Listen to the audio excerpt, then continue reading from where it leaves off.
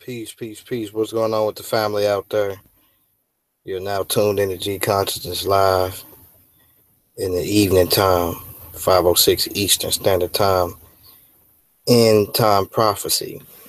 End time prophecy.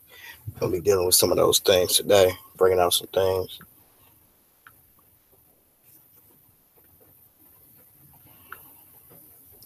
Peace to the family out there. Let's make sure my sound putting out correct.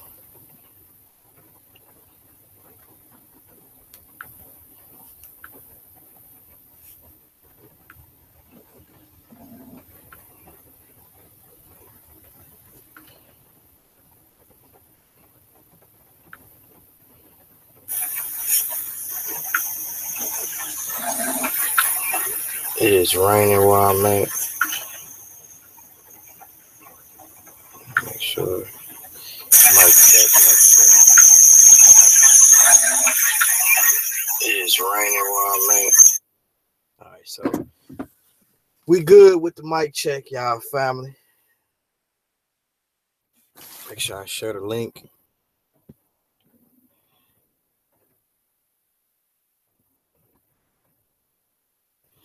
Make sure I share the link.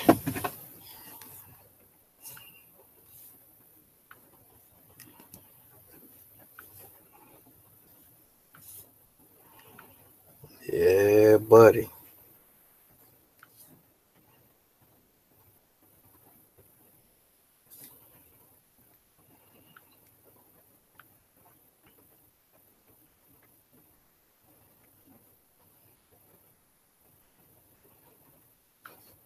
Copy that.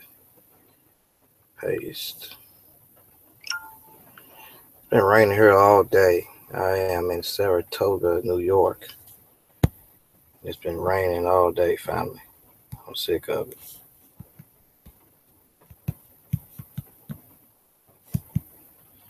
I am sick of the rain here in this place.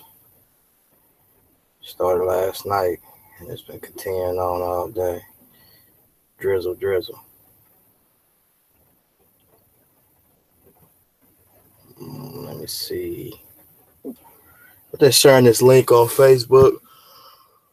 Oh, man, I'm exhausted, man. I cannot wait to get home, man. There's no place like home. On that,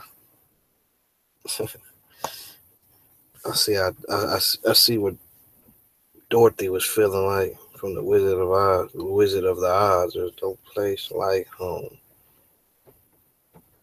There's no place like home.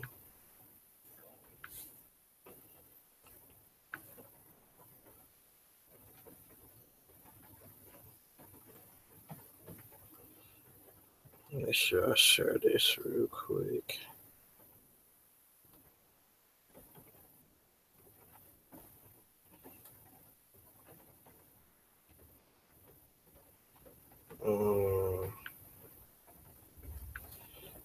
If y'all can, make sure y'all share to your Facebook page. If you got one, or either to your G Plus page. I appreciate it. We're going to be dealing with end time prophecy today. I noticed that a lot of Black Hebrew Israelites, they do not like to really deal with eschatology. And there's a reason for that. Because one of the things we look at is that eschatology, end time prophecy, it don't really go on their side too well. And when they do try to interpret it, it's just all the way ridiculous. You got flying spaceships and all types of silly stuff like that they be talking about. And so it's really just pure rhetoric. So they try to translate it in light of their situation, what they going through, or whatever the case may be. Pure wickedness and foolishness. That's what's really going on. So we're gonna bring out some things today. and really see what the deal. What does the Bible say? That's what's important. Go and check out that show last night we did on the recap of Debate Talk for You.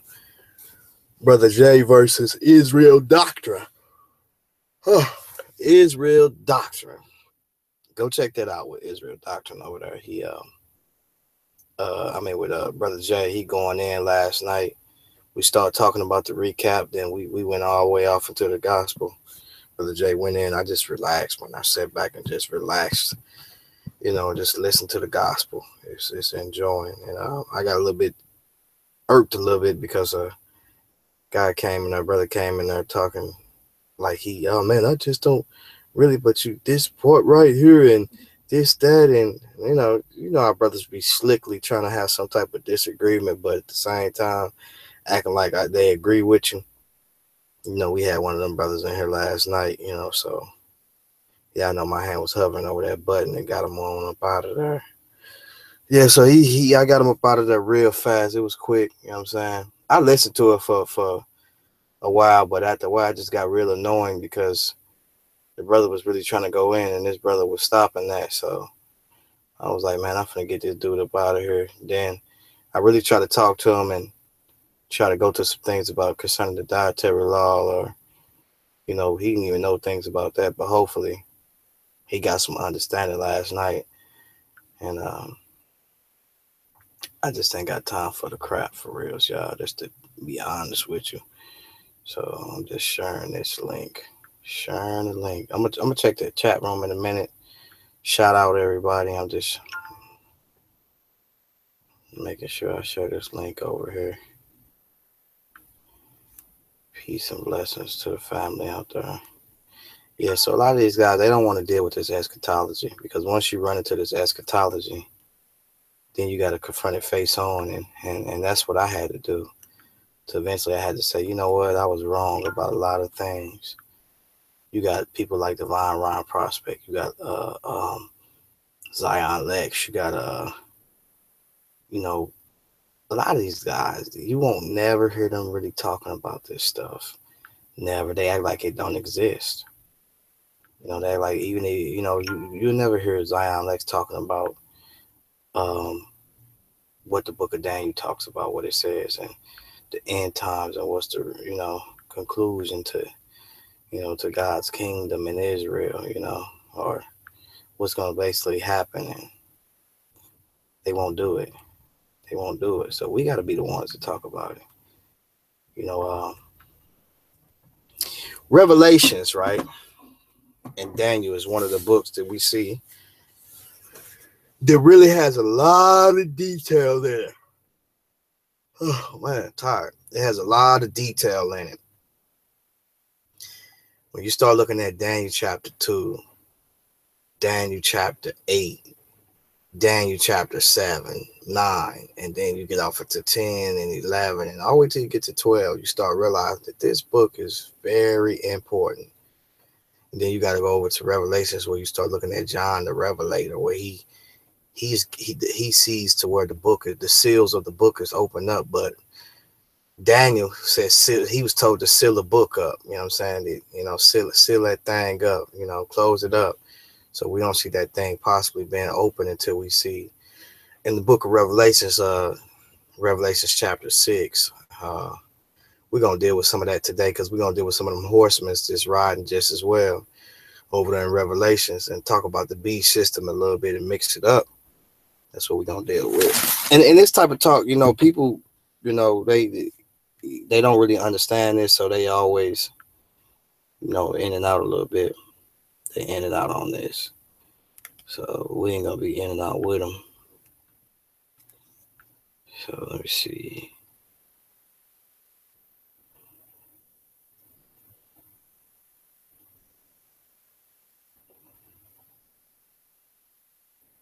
Let me see. All right.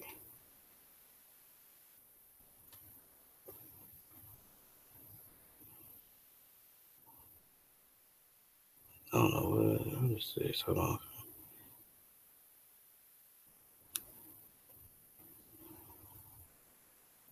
I'll share this right.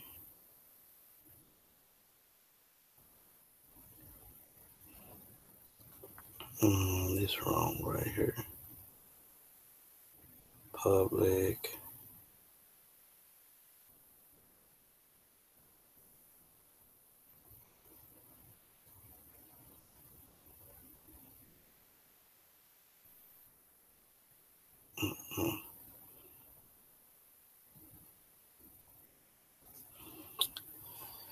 Oh man, this is retarded. Plain retarded right here.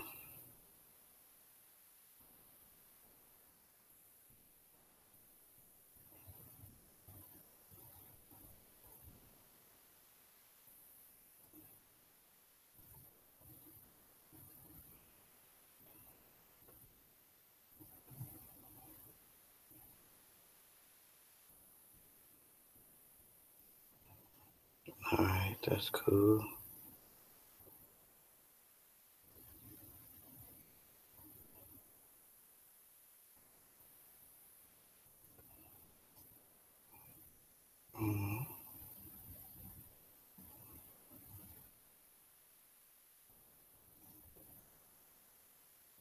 Alright. Yep. So, okay, we got that out of the way.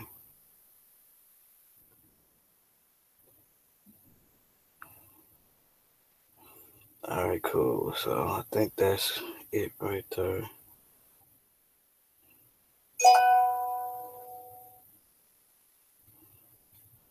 Alright, cool. We in there. Alright, so let's look in the chat room, make sure I speak to everybody.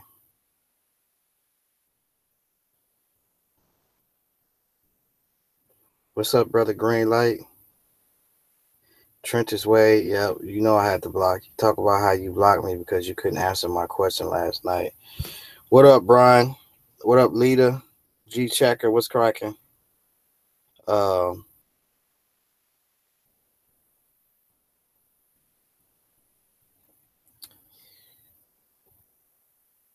Faith Lane, what's going on? Yeah, what, let me show y'all what took place with this brother last night. First of all, this brother asked about the dietary law. It's clearly that this brother walking around somebody he's a Hebrew of Hebrews, but don't even understand the culture. You know, I asked him a question about Genesis chapter 9. You know, because it's clear that in Genesis chapter 9 that, you know, the Creator told them that they can eat all meats at that time, just drain the blood of those meats, you know, of those animals. Matter of fact, we can actually go there. So, you know, I don't know why this brother just don't understand that. Like, when you go there, let's look at it and see what it says. Yeah, we can go there. Phone just froze up. All right, so let's look at Genesis 9. Genesis 9 and 3. So it says, and God blessed Noah and his sons and said unto them, be fruitful and multiply and replenish the earth. And the fear of you and the dread of you shall be upon every beast of the earth. So notice he says the fear of you and the dread of you should be upon every beast of the earth, and upon every fowl, every fowl of the air, upon all that moveth upon the earth, and upon all the fishes of the sea. Into your hands are they delivered, basically. So God has given them dominion over these very animals, and into their hands are they delivered, right? Now watch what he says. Every moving thing that liveth should be meat for you, right? Even as the green herb have I given you all things, right? So he's telling them every moving thing that liveth should be meat for you. And this is confound to basically when you talk about the animals. So now God is really changing their diet now. They're going from a diet of vegetables and herbs and fruits and stuff like that over to a diet of now eating meat. So, and this deals with a lot of the situation that took place really after the flood, you know, far as the climate and stuff like that would have, you know, caused other areas to be desolate. And so they had to start migrating with animals and you know, stuff like that. So that's clear. Okay, so let's look at some stuff real quick. So he says, every moving thing that liveth should be meat for you, even as the green herbs I have given thee all things.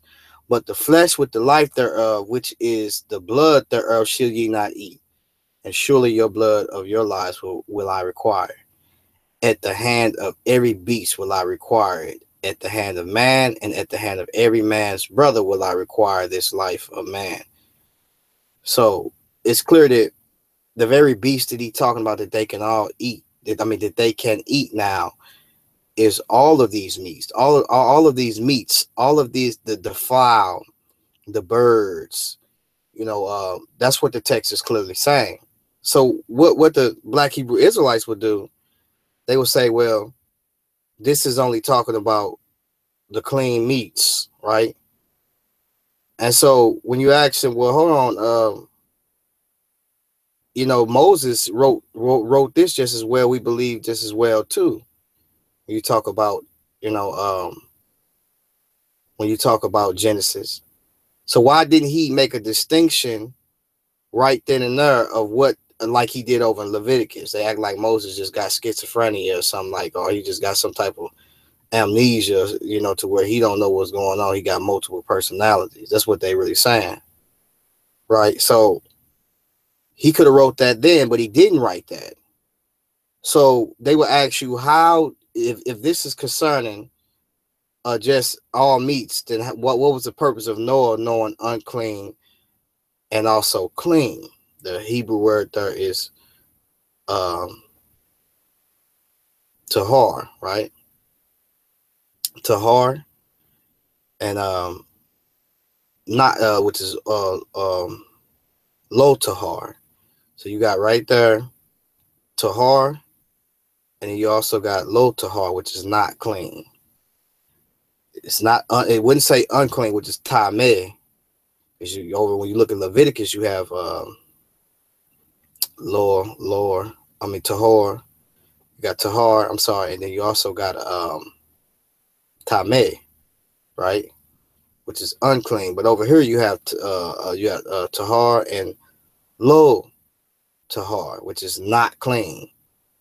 So the purpose that Noah would have had a revelation of what was unclean, what was clean and not clean, would have been purpose for the altar, things that were suitable to be sacrificed on the altar, right?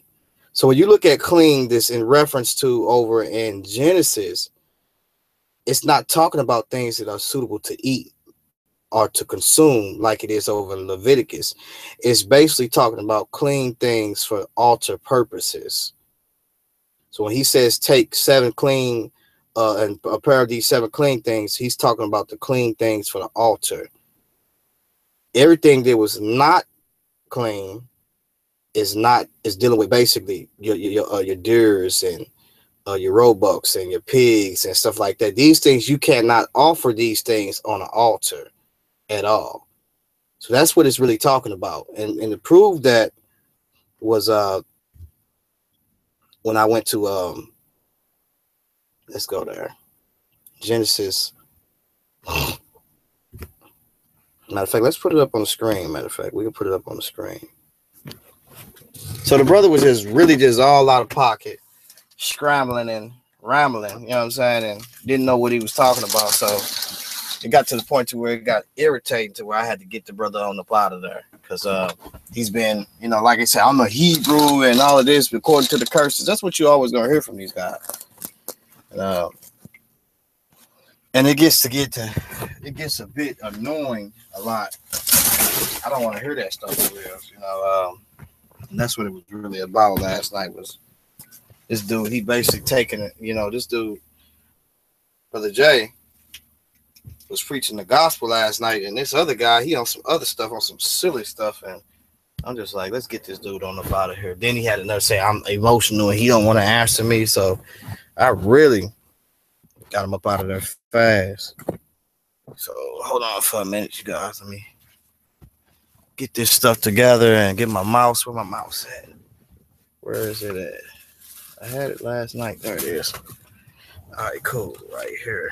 So let's really see what's going on here. All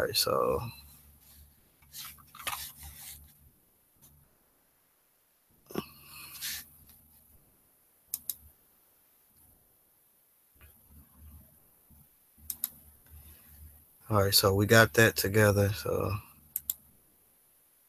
let's go right in. Move this over a little bit more.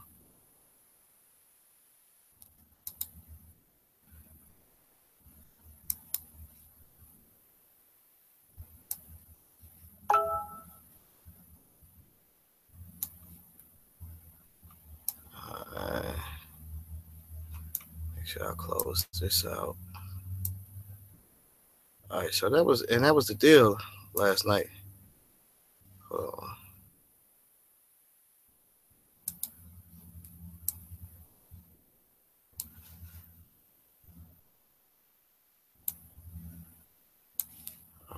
right there. That's perfect.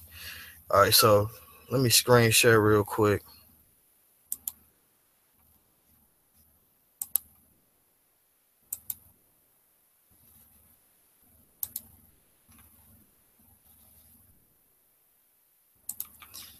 Okay, so as y'all can see my screen. Let's move this in a little bit more.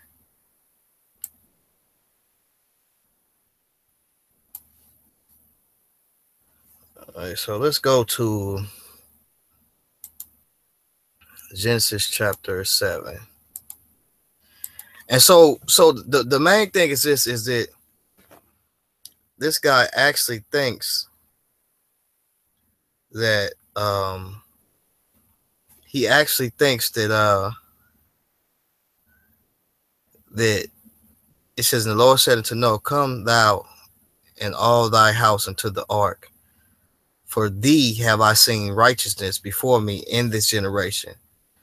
So he actually thinks that the purposes of knowing what clean and not clean here is due to the fact of like it was on some type of eating thing or something like that, but that's not really that. So when you begin to ask these guys like Kevin G and Yehukanan and Mac, was they eating before the flood? And they won't answer you. If you go back to our previous conversations, was they eating meat before the flood? They'll act like as if these guys were actually eating meat before the flood. And so eventually, when you ask them questions and you box them in, then they had to come out and had to say, no, they wasn't eating meat before the flood because they wasn't commanded to eat meat before the flood. And if they was eating meat, then that's probably the reason why the flood took place, because they was doing something that they was not supposed to be doing. So let's look at this. It says, Noah, his family, it says, and the Lord said, and the Lord said unto Noah, come thou and all thy house into the ark, for thee have I seen righteousness before me in this generation. He says, of every clean beast thou should take to thee by sevens. So every clean beast. So one may look at that and say the clean beast that he's talking about is basically the things that we see that's clean over into the dietary law. But that's just not the case there. What he's talking about, things that are clean for the altar.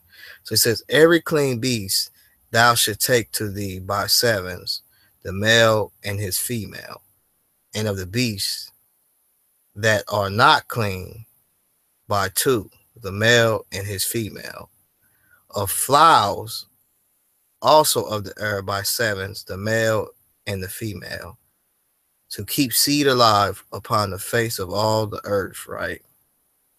For yet 7 days, and I will cause it to rain upon the earth 40 days and 40 nights, and every living substance that I have made will I destroy from off the face of the earth, right? So we clearly see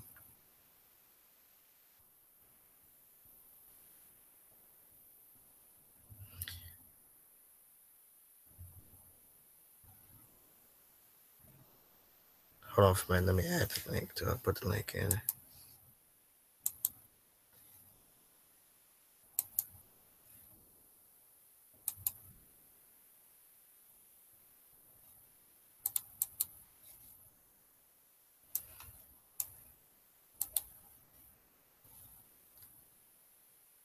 Hold on, you guys.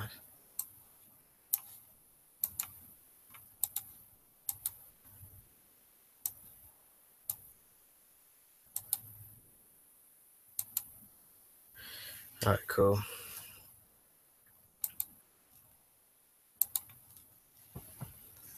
All right, so we could kind of clearly see that this basically is talking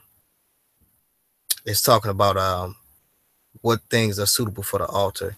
So just to show you that, and then I knew he was going towards, well, Noah had a knowledge of what was clean and unclean, but Noah had that knowledge concerning what can be offered on the altar.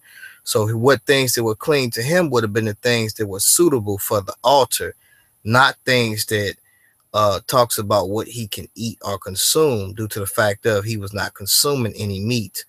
So his knowledge of clean and not clean was in reference to what can be offered on the altar. So a deer is unclean to offer, or not clean to offer on the altar, because it is for ceremonial purposes. So when in Genesis chapter 9, when he said that you can eat of all these things, he basically saying drain the blood, and that's what it has something to do with. It doesn't have nothing to do with basically um, the other stuff that this brother is talking about. For us, no, he was saying that he can only eat the clean meats. Let's look at verse 20. Now I took him to verse 20, and this is where it started at, because he just was unfruitful in what he was talking about. It says, and Noah built an altar unto the Lord, and took of every clean beast. Notice it says he took of every clean beast and every clean fowl. It should read that he took from every clean beef, right? I mean, clean beast, and from every clean fowl. So what he did was, whatever that was clean, right, of those animals, right, that was suitable for the altar, he took from those, from the clean beasts that are suitable for the altar, and every fowl, and offer burnt offerings on the altar. Now, when I asked this brother, I said, was the Lord telling them to offer deer, fish, what else did they what is it that they can eat just as well, all manners of diverse manners of chicken, somewhat that they can eat, and just different stuff, turkey, you know what I'm saying? Was this guy offering these things on the altar? And I brought in reference verse 21, because verse 21 is key. It says, and the Lord smelled a sweet savior, and the Lord said in his heart, I will not again curse the ground anymore for man's sake. But the sweet savior was very important, because look what it says, right? Nikoach. I don't know why it's taking forever to do this thing. Get to this, man. Don't worry about it. Well, it's Nikoach, right? Nikoach. That's what it is, right? And so when you look at that word, it's Nikoach, and then you have also Savior just right behind it, which is Rayach. So it's Nikoach, Rayach, right? And let's look at, when you look at what that Savior, whenever you see that, that is always in reference to basically offerings that have been offered that are symbolic of Christ, that are ceremonial offerings, that is a sweet smelled savior in the nostrils of God. Nothing else. It always point to Christ. And the only time that you see the usage outside of that is when you see he's talking about how people offered up uh things to idols to be sweet, they're sweet smelling savor. So that's the only time you really see that. But when you look at Nikoak, right, this usage is very important because it means properly, restful, pleasant, abstract, delight, sweet odor, right? So I don't understand. You know what I'm saying? Then you look at a savior is Riak, Reak. So Nikoak, Reak. So when this brother made this mistake and didn't even understand that, no, Noah is not offering any deer, as So Real said earlier when he said yesterday, he said, what'd you say? You said something about barbecue something, I think. I think So Real. Can you hear me? He's probably busy right now. But he talked about barbecue, something like that. No, he said holy barbecue. So it was real funny. So the brother just really just was just sad with it. You know what I'm saying? And didn't really understand what was really going on. So that was the whole thing right there, right? All right, so when it says right here, it says, let's jump back. So we can see that whatever that was on this altar, that it was not those things. But those things are cool to consume those things according to the Levitical law. But when it comes towards consuming those things, when it comes towards putting those things on the altar, you can't put a deer on the altar. You can't put fish on the altar, a ceremonial altar. There's only certain type of things that you can put on the altar that is considered clean. And so that was the problem there. So the thing that we must realize to the what was used for clean and not clean was always in reference to Noah, to what can be offered on the altar. So you can't take that scripture and try to use Leviticus when Leviticus is what is clean for eatable, what you can consume.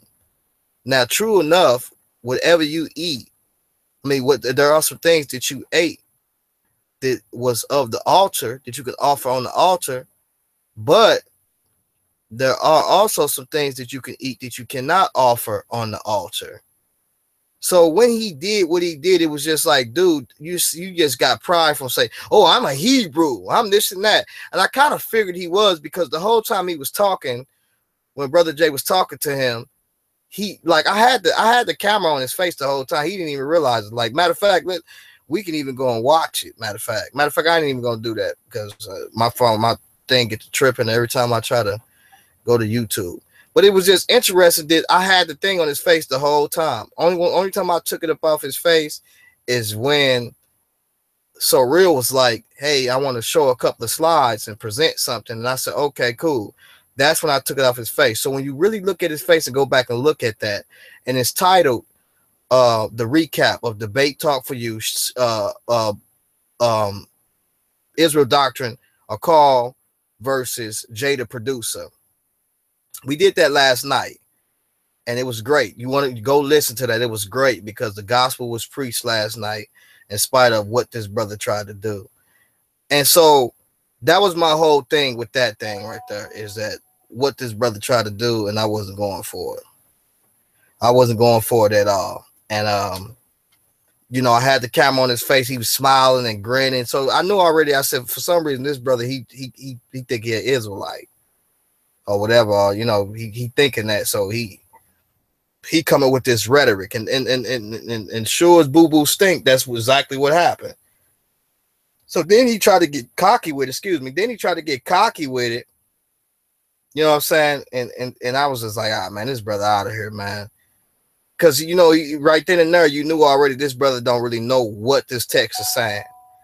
And that was the whole problem there last night. So I just wanted to bring that out, before we go on and start talking about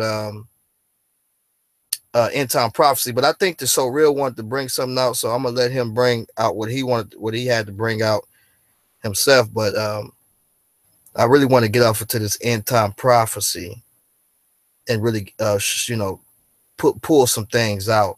Make sure if y'all can share the link to you guys' pages. We got 12 viewers. I would like for that really to go up. Anytime you guys is in here, please just share the link. I appreciate you, brothers and sisters, to be doing that. That greatly helps the ministry and help us to have a better outreach. I always see brothers on Facebook doing that, and we definitely appreciate that. That helps us out a lot. And we need to exalt the kingdom on high. And one of the ways that we can actually do that if we start sharing each other's link. If y'all notice, when I'm on my page, I'm actually sharing the link, to people just as well. What'd you say, Sorrel? You can come in. You can hold on for a minute. I'm gonna cut this down.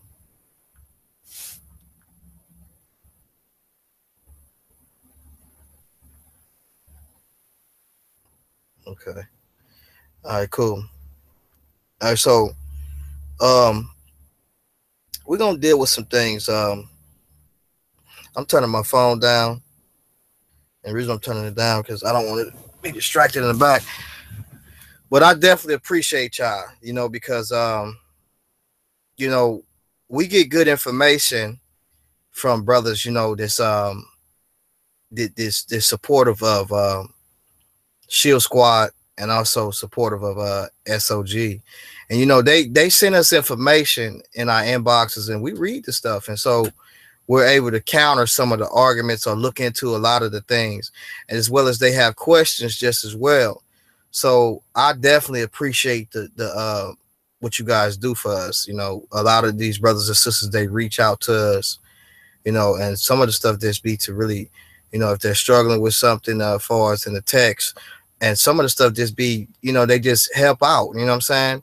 If they see something in the text, that we don't see, they help out. And so we definitely appreciate that. Can you guys hear me? Am I clear?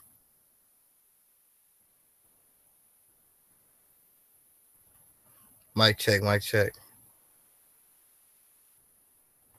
All right, cool. So cool.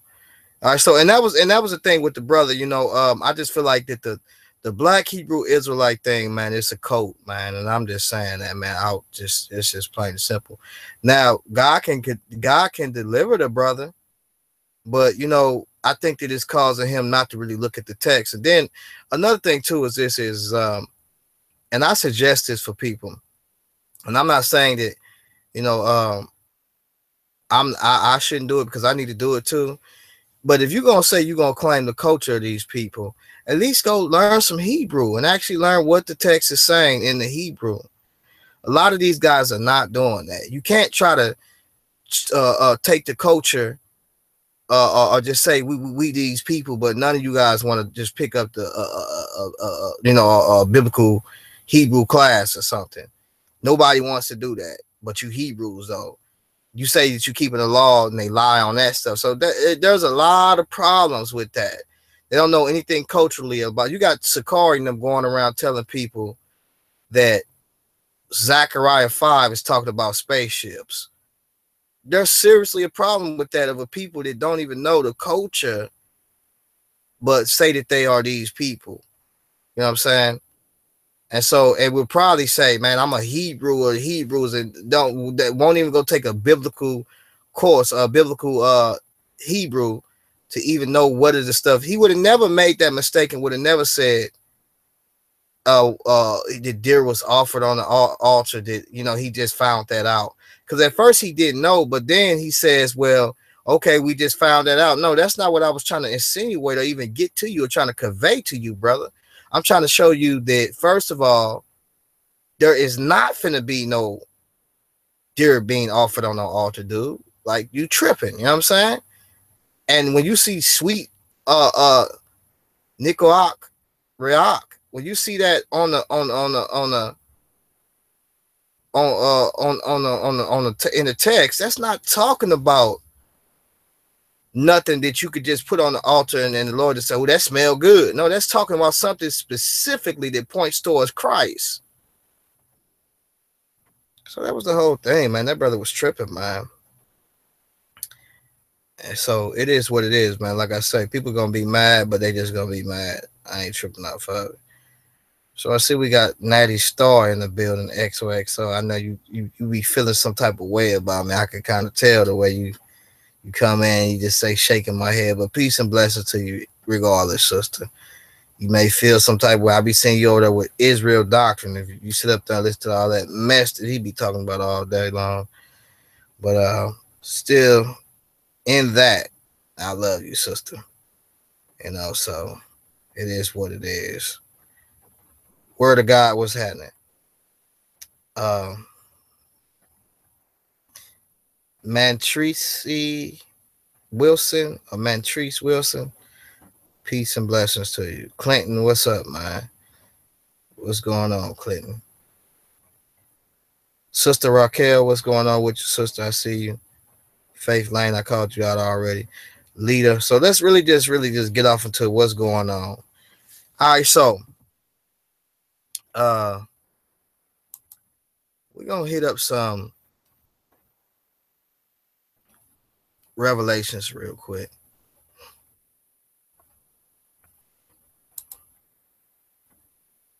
Let's go to Revelations 11. I mean Revelation 6.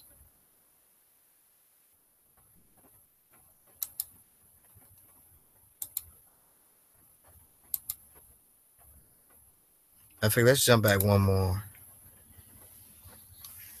What's going on, Brother Jay? Peace and blessings, man. All right, so when you look at this, right,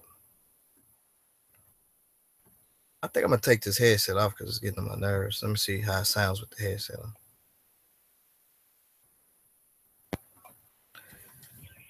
Mic check, mic check, mic check. So let me see how it sounds with the headset off.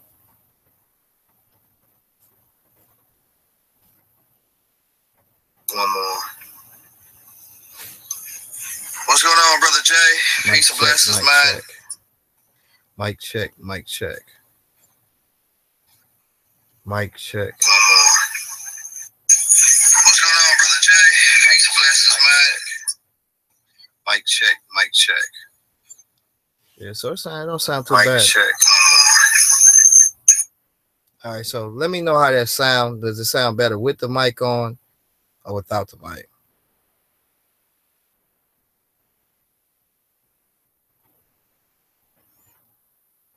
Mic check. I think it sounds the same for real, so it doesn't matter. That mic is really muffled. It's really got my head hurting, so I'm not going to be using that mic. Yeah, my ear hurting, actually, so mic is cool for sometimes, but not all the time.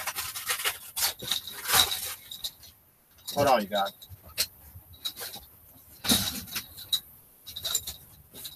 All right, cool. So let's really dig into this and see what's going on with this. All right, so when you look at Revelations 5, right? Let's read it. Let's read it.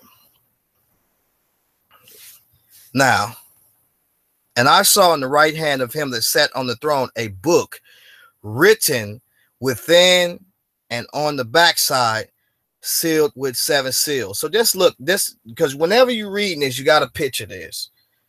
So we see that John sees in the right hand of him that sat on the throne, which is the Father, a book. And the book was written within and on the backside, sealed with 7 seals. So we see that there's a book, and on the backside of the book, I mean, we see there's a book, and John realized that there's writing this within, and on the backside of the book, there's seals, right? So we know that there's 7 seals because it says it's sealed with 7 seals. So let's think of it, if you for y'all women that got diaries or journals, you might not got diaries no more, but you got a book, And usually time on these diaries, remember they used to have the locks on them. My sister used to have a diary. I used to try to get in it. And one day I actually got in the diary and she was writing about her kissing on the boy. And so when I was sitting at the table, we was all eating dinner and I started saying what the book was saying. And she'd look up at me and she'd grin her teeth or whatever. Because she knew that at that time that I knew what was in that diary. And I had the power at that table. And basically I held that over her head because look, I know what's in this book. I can quote it, and that's what it was. You know what I'm saying? So it was clear that I had the upper hand. So on this book, it's the seals, right? And at that time, she didn't lock that book up. But on this book, it has seals on it. But the only one that can open this book is Christ, right? So the book has 7 seals. And I saw a strong angel proclaiming with a loud voice, who is worthy to open the book and to loose the seals thereof? So the book has seals on it, and Christ is going to be the one that's worthy to open this book. And no man in heaven, not no man that was in heaven, so that clears that up.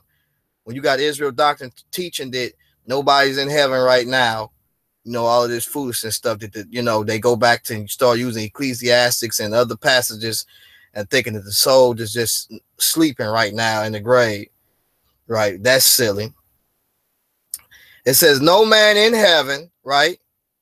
Nor in earth, right? Nor under the earth. In other words, these people ain't able to do none of those things. Open up none of those things. It's only one person that's going to be found worthy to do so. Was able to open the book, neither to look therein. And I wept much because no man was found worthy to open and to read the book, neither to look therein. And one of the elders said unto me, weep not, behold, the Lion of Judah, of the tribe of Judah, the root of David, have prevailed to open the book and to loose the 7 seals thereof. So he's going to loose the 7 seals, right? And he's going to open the book to reveal the content of that book, right? That's what take place. And I beheld, and lo, in the midst of the throne and of the 4 elders, or 4 beasts, and in the midst of the elders stood a lamb as it had been slain, having 7 horns and 7 eyes, which are the 7 spirits of God sent forth into all the earth. So we see that this is figurative of Christ, right? With the fullness of the Spirit on him. The fullness of deity is on Christ. The fullness is there. With, you know, it's within him. It's on him. Which are the 7 spirits of God sent forth into all the earth. And he came and took the book out of the right hand of him that sat upon the throne. Now, John is saying him come take a book out of the hand of the Father. I believe that God does have a shape and a form. I believe that Jesus was the actual form, but I believe a spiritual body does have a shape and a form. It's just not this just invisible nothingness or whatever, but it has a shape and form. So when God said, let us make man in our image, the part of the image that he's talking about is dealing with also the form of Christ and also the form of the Father, you know, so and the Spirit of God. So we see that there is a bodily form that God has, but it's not out of the substance or material that we see now. So God has definitely a image. People would disagree with that, but hey, I mean, it's clear, you know. But so anyways, it says, and he came and took the book out of the right hand of him that sat upon the throne. And when he had taken the book, the 4 beasts and 24 elders fell down before the Lamb, right? So we're gonna skip down because we don't really need to go there no more. We just gonna skip over to the next one and show you him what happens when he opened up these seals. So watch what it says. This is Revelation 6:1. And I saw when the Lamb opened one of the seals. So he's gonna open one of the seals, right? That's on this book before he can open all of them to reveal the content of the book. And I heard, as it were the noise of thunder, one of the 4 beasts saying, come and see. And I saw, and behold, a white horse. So now we have a rider, which is a white horse, right?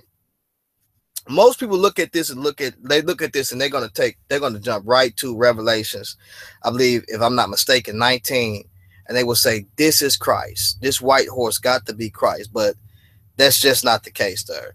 This is not Christ at all, and we're gonna prove that and show you that. So let's go on and continue to read on. So let's look at it. So a white horse is being revealed when the first seal is open. Now, mind you not, John is told, he said, write the things which thou hast seen, right? We understand that when you read Revelation chapter 1, he says, write the things which thou hast seen. John seen Christ. He seen the feet of Christ, which has looked like they had been burnt in the furnace because of brass or fine brass, because his steps have been ordered and tried. And not only has his steps been ordered and tried, he has come through the other side. He has walked on the coals of fire, and his feet is prepared. His everything about him is glorified.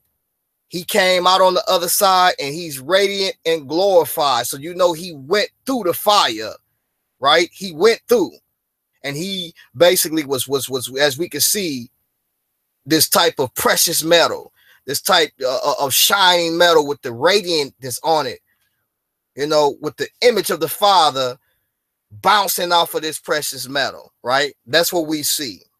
This is not talking about, oh man, he's a black man with wool hair, like woolly hair. That's not what that's talking about, right? So John sees the vision of God. He sees the flame of the fury that's in his eyes. He sees that his steps is ordered. He sees that the whatever that has to be given to the church is definitely there, you know, letting him know that he's the head of the body. He sees also the face of Christ, which is so radiant. And he see also the hair of Christ, which represents ancient wisdom. Represent that he has ancient wisdom, right? So this is what the Bible is symbolic of. It's not talking about Kimbo Slice or Nathaniel over there at IUIC. So he says, and I saw and behold a white horse, right? And he says, and he that sat on him had a bow. So John sees the vision, right? I'm sorry, let me go back to this. John sees the vision of God. He said he wrote about it, and then he says, write the things which are. We see that at that time John was writing about the church. And then we also see write the things which shall be hereafter. The things that are hereafter is concerning hereafter the church age, which starts the opening of Daniel's last week. We see already that 62 weeks have been fulfilled, right? And then also 49 weeks have been fulfilled, which is a total of 69 weeks, a total of which equal out to 483 years. But there remains 7 years to be fulfilled.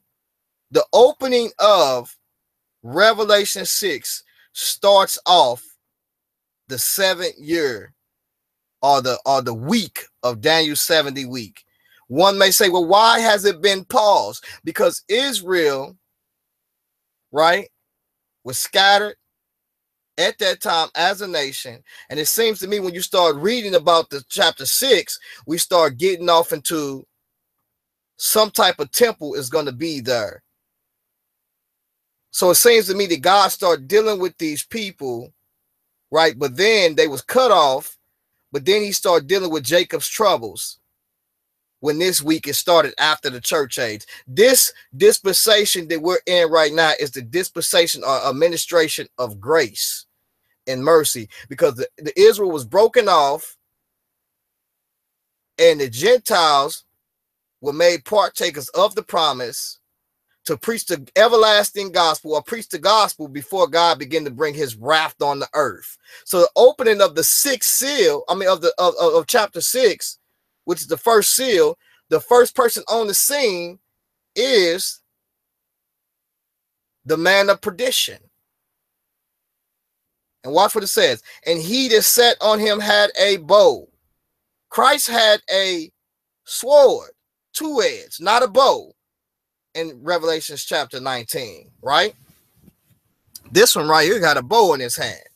And it says, and a crown was given unto him, and he went forth to conquer, or conquering. So he's going forth to go put in work, right? Up under the first seal. But what we must realize is this is Revelation 6 reveals the son of perdition. Now, before the son of perdition can be revealed, something has to be taken away. Well, let's look at it and just prove that. So remember, the opening of the first seal reveals the Antichrist. But before the Antichrist can come, something has to be taken away. Let's go over into 2 Thessalonians 2 and 4. Watch what it says. Let's go to 3. It says, let no man deceive you by any means, for that day shall not come except there coming a falling away first, and then that man of sin be revealed, the son of perdition, right? Who opposeth and exalted himself above all that is called God or that is worship. Now watch what he does. The Israelites, they don't understand this. They go to this text right here, they all over the place. They fumbling and stumbling and mumbling. So that he, as God, sitteth in the temple of God, showing himself that he is God. Wait a minute. What temple is it talking about? It's talking about the third temple. But these guys, they gonna try to write this off. The third temple is mentioned in Revelation chapter 11. Also, Daniel chapter 8, verse 9 through 24. Also, Daniel chapter 9, verse 27. We're going to deal with some of that today, right? So this guy come in here, sitteth in the temple of God, showing himself that he is God. You could check out Matthew 24 and 15 when it says that he sets up the abominations of desolation, spoken of by Daniel. Never happened in 70 AD, but I guarantee you it's going to happen in the future up under the third temple. They don't want to talk about that, though. That's why when you start talking about eschatology, they running and fumbling, they all over the place. They don't want to talk about that, because then you have to see that it's talking about those Israelites that's in that state that's fighting those Arabs. When Christ come back, he's going to be fighting against a lot of the Islamic or Arabic people that has been doing certain things in that land. And he going to save wicked Israel and show them that, listen, you have laid down in this bed with these different nations doing wickedness, turning people away from Christ.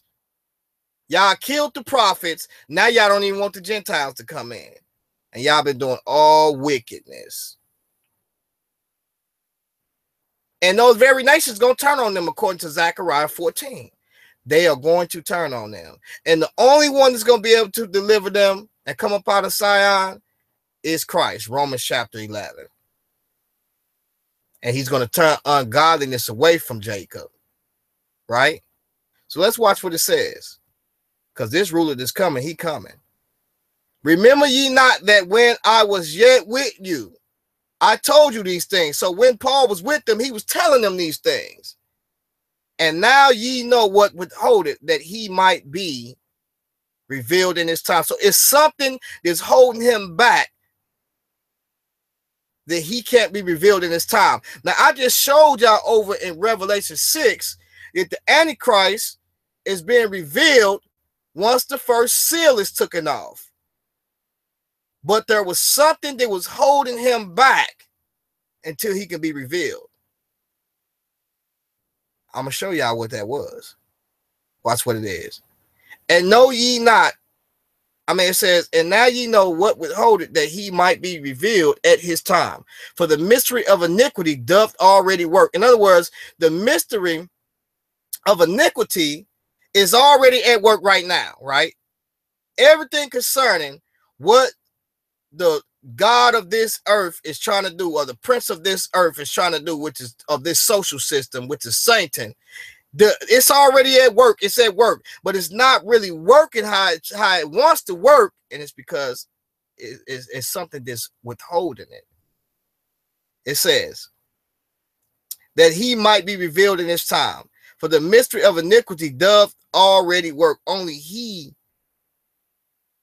who now letteth will let until he be taken out of the way. So right now, right, we see only he who now letteth will let until he be taken out of the way. So we see that God is basically, right, is allowing it or letting it to go on, the mystery of iniquity, which is at work. But what's being withheld is until the fullness is being revealed is when the church is taken. Once the church is taken, right? Remember, John was told to write the things which thou hast seen. Then it says, write the things which John started writing about the church age. And then it says, write the things which shall be hereafter. What was hereafter? Hereafter the church age. And guess who started riding? The horses. Satan, the Antichrist is revealed. Revelation chapter 6. He's revealed, right? So watch what it says. And then it says, and it says, until he be taken out of the way. So the church age, or the church, has to be taken out of the way. And once that happens, that's when the full manifestation of Revelation chapter 6 come into play. The Jacob's troubles go all the way in. It starts. It says, only he who now letteth will let until he be taken out of the way, and then shall the wicked be revealed, whom the Lord shall consume with the spirit of his mouth. Now, the wicked watch what it says, whom the Lord shall consume with the spirit of his mouth, and shall destroy with the brightness of his coming. Right? Even him whose coming is after the working of Satan with all power and signs and lying wonders. Revelation chapter 13, we see that this guy that set up an image, he's the beast, right? And it's this spirit that's behind him that's at work, right? Revelation 11 says the spirit come up out of the bottomless pit and goes into perdition. Why? Because he is the one that counsels the dictator, which is the man, the Antichrist. And then the man, the Antichrist, sets up the false image. But guess when he's going to do it? When he goes into this house, the temple of God. So let's go back over to what's called, really get some understanding why I say what I say.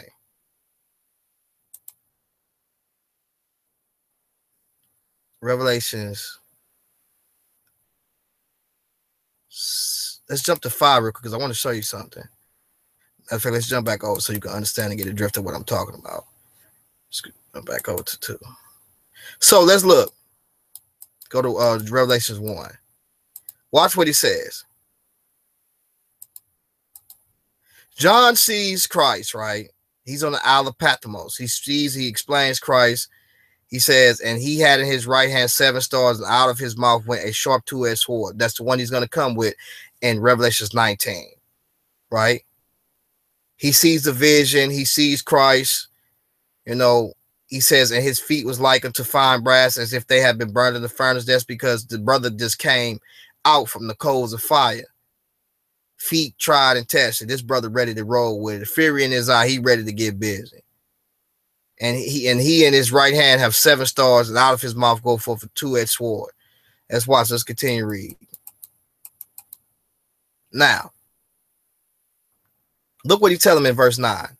Write the things which thou hast seen. So John seen the vision, right?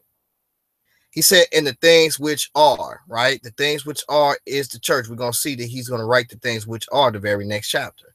And the things which shall be hereafter. So remember those 3 things. Because let's jump to the next chapter and show you something. So we can show you how to really deal with this. John start writing the things right here, which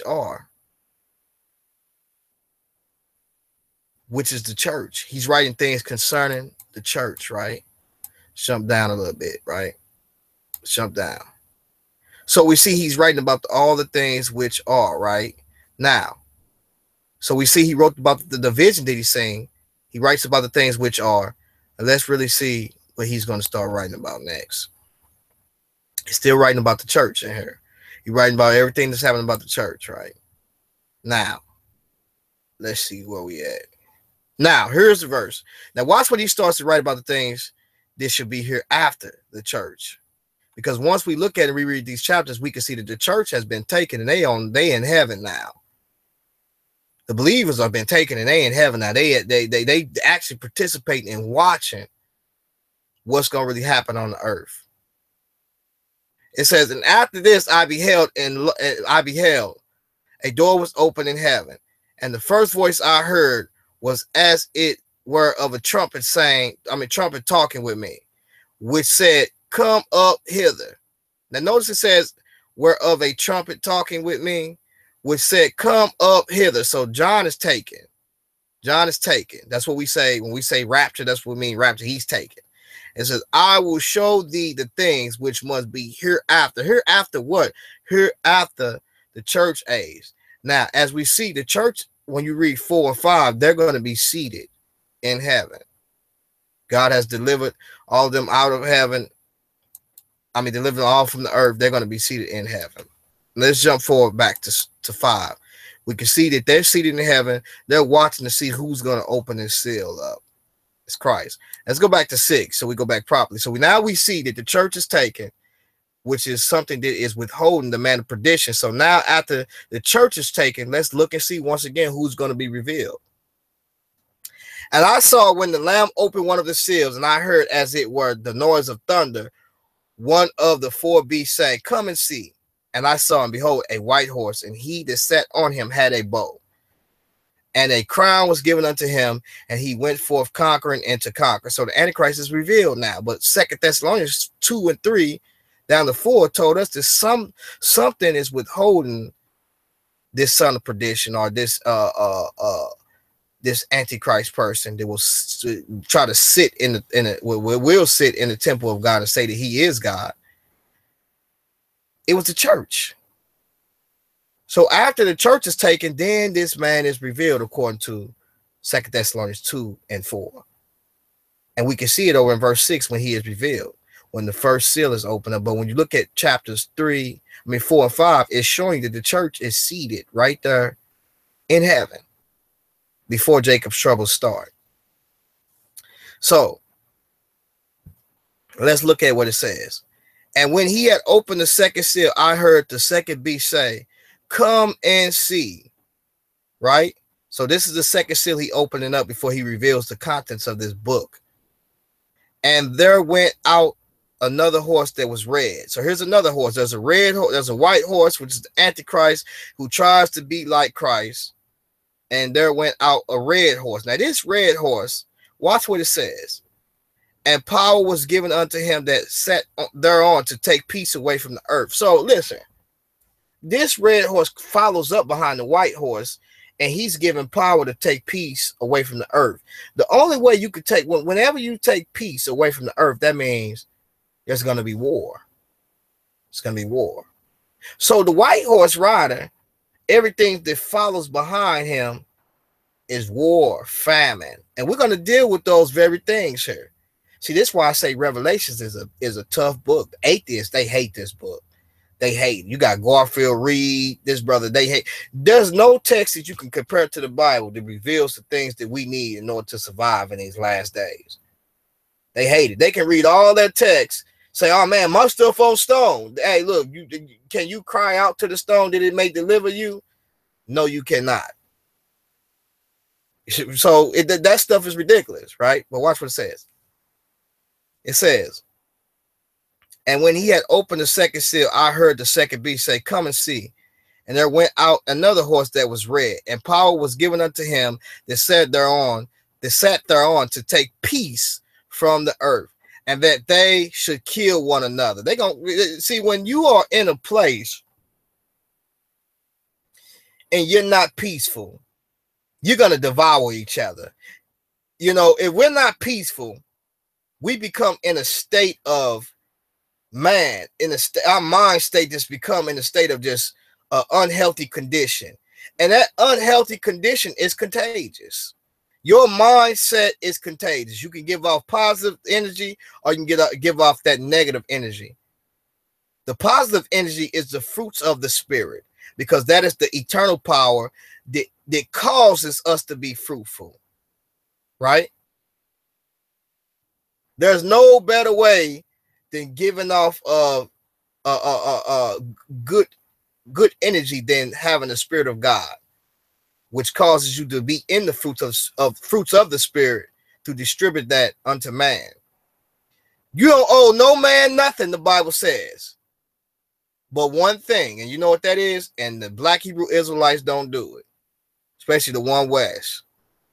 You don't owe no man nothing but to love him. So there is one thing that you owe him, which is to love him. And I ain't gonna lie, that's a hard thing to do, but it got to be done, because the Bible says that your faith is activated by love. Your faith worketh by love. He said, if you love me, keep my commandments. His instructions. You can't say you love God, but when he asks you to do something, you ain't doing it. That's retarded. And that goes for Christians in regards to the New Testament too. If you going around saying that you love God, as we know we could do, when people get up in church, they get to, man, I just love the Lord. Bless the Lord, this and that. But they ain't walking in his instructions, you couldn't possibly be loving him. Because you will walk and do what he tell you to do. Unless you want to be positioned just like the devils that believe God and they don't do what he tell them to do, or unless they get threatened. And once they get threatened, then they know already that because they want to continue their existence and not be locked up at this time to cause chaos. And God allows them to do so because he allowed us to be tried and tested. He does. And it should make something out of you. And he's giving you the power to overcome. So let's look at it. So it says, and there was given unto him a great sword, and when he had opened the third seal, I heard the third beast say, come and see. And I beheld, and lo, a black horse. So look, we got the first horse, which is the dictator Antichrist, right? The little horn that's mentioned over in Daniel chapter 7, the little horn, and also 8. He's the little horn. He's the Antichrist. Then after him, we got the red horse. The red horse follow after him. He takes a piece away from the earth and is given power and that they should kill one another, right? And there was given unto him a great sword. So he going forth to cause the slaughter, right? He going forth in the earth to cause this slaughter. And when he had opened the third seal, we see another horse, which is a black horse. Watch what he says. And I heard the third beast say, come and see. And I beheld, and lo, a black horse. And he that sat on him had a pair of balances in his hand. So this black horse is rolling, right? Let's look what his position is. He got this balance in his hand, but let's look at what he balancing out and what he got in his hand. I'm going to show y'all politics, economics, and religion in this very text what we're seeing now. And he that sat on him had a pair of balances in his hand. And I heard a voice in the midst of the four beasts say, a measure of wheat for a penny, and 3 measures of barley for a penny. And see, thou hurt not the oil in the famine. Right? So we see that these 3 riders, right, before we even get to the fourth, the first rider is the dictator. He's the one that's going to put the plan into play. the white horse. He got a bow and he's going forth to conquer. One of the ways that he's going to go forth to conquer is by, when you look at the red horse. The red horse follow him. And the red horse was given power that he should take peace away from the earth and cause people to kill each other. And he is given a great sword. So then we look at the third seal, right? And what is released. We have the black horse. This is the horse to where when there's war and there's peace, when there's war and there's no peace and people are being killed and slaughtered, we see that there is famine. And now we're getting off into economics now. See, you don't hear this type of talk from these brothers out here. You don't hear this type of talk because they don't know nothing about it. And so we can look at the system right here, this of the beast system, back even in antiquities, back when we start looking at what came up out of Sumer concerning Nimrod being the mighty hunter. He's a mighty hunter. That's dealing with your economics. He can hunt. He can get us food. He can fortify cities. He's our great hero. And we can build our government by economics, politics, and religion. Because Nimrod was dealing with religion. He had priests. He was building the government system. He was the priest king.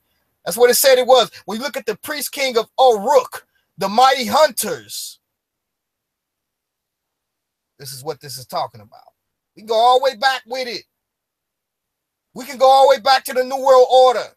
And that's what they want. To live in the flesh apart from God eternally. And set up their own government system, their own administration.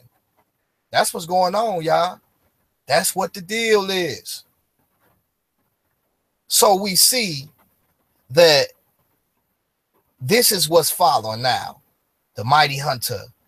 He's controlling what he's controlling these things. And so God is going to see that the vision or the prophecy comes forth. And he's gonna make it happen.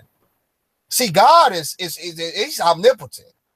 Amen. If he say something gonna come to pass, it's gonna come to pass because he's gonna bring it to pass. Because he realized it since you won't believe the truth and you put your trust in fallen ones, you're gonna perish and fall with them. Because they're gonna lie, steal, and cheat and destroy. And once they do that, you're gonna be one of the things that they're gonna destroy because you destroyed by believing in lies. You stole. You was often to deceive. So therefore, you're gonna be the deceived in the long run. This is what this is talking about. So now it's time to let's play with their food now. Wars cause famine. We need resources. We're gonna have to balance what we're gonna have to eat, what you're gonna have to do. The famine is coming, dearth is coming. So we see that what this third horse brings. You know, what's going to be measured in food, and that deals with the mark of the beast. Because remember, the mark of the beast is initiated in Revelation chapter 13. If you don't worship that image or that system or that social system or none of those things, you're not going to be able to eat because this guy is controlling. He's going to control those things. Just as Nimrod, who was a mighty hunter who fortified cities. He's looked at as the master of motif. The animals. What is it? What is it called? Master of animal motif. That's what it's called. Master of animals motif. So look what it says. And I heard a voice in the midst of the four beasts say, a measure of wheat for a penny, and 3 measures of barley for a penny. And see that thou hurt not the oil in the wine. See, all of this is dealing with your commerce, and it comes from war, and it comes from dictators and politics. So it's politics, economics, and religion.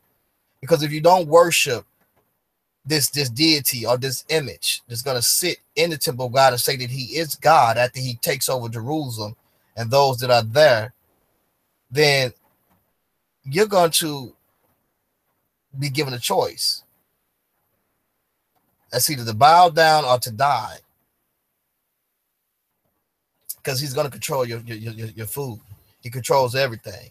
And it says, and when he opened up the fourth seal, I heard the voice of the fourth beast saying, come and see. Let's look and say what it says, come and see.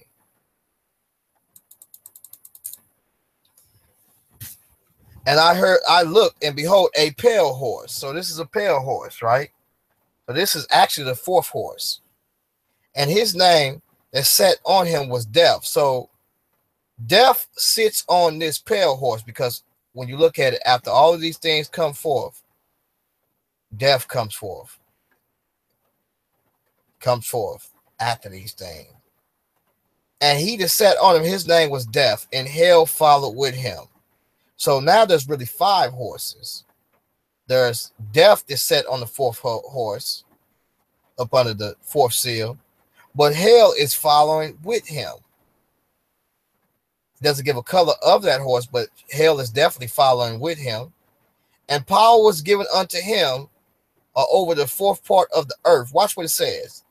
To kill with the sword and with hunger. Remember, war, famine. This dictator brings war, famine, takes away peace.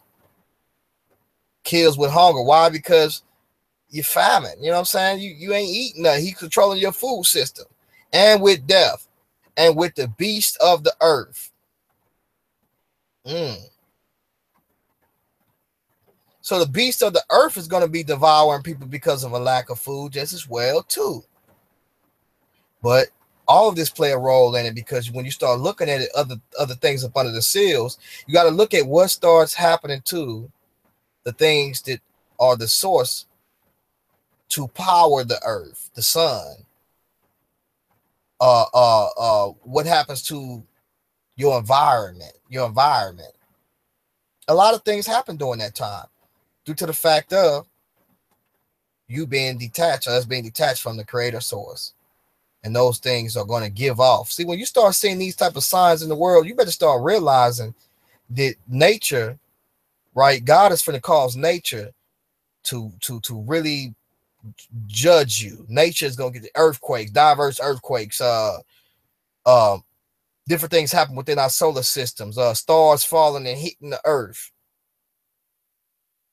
It's going to get real out here.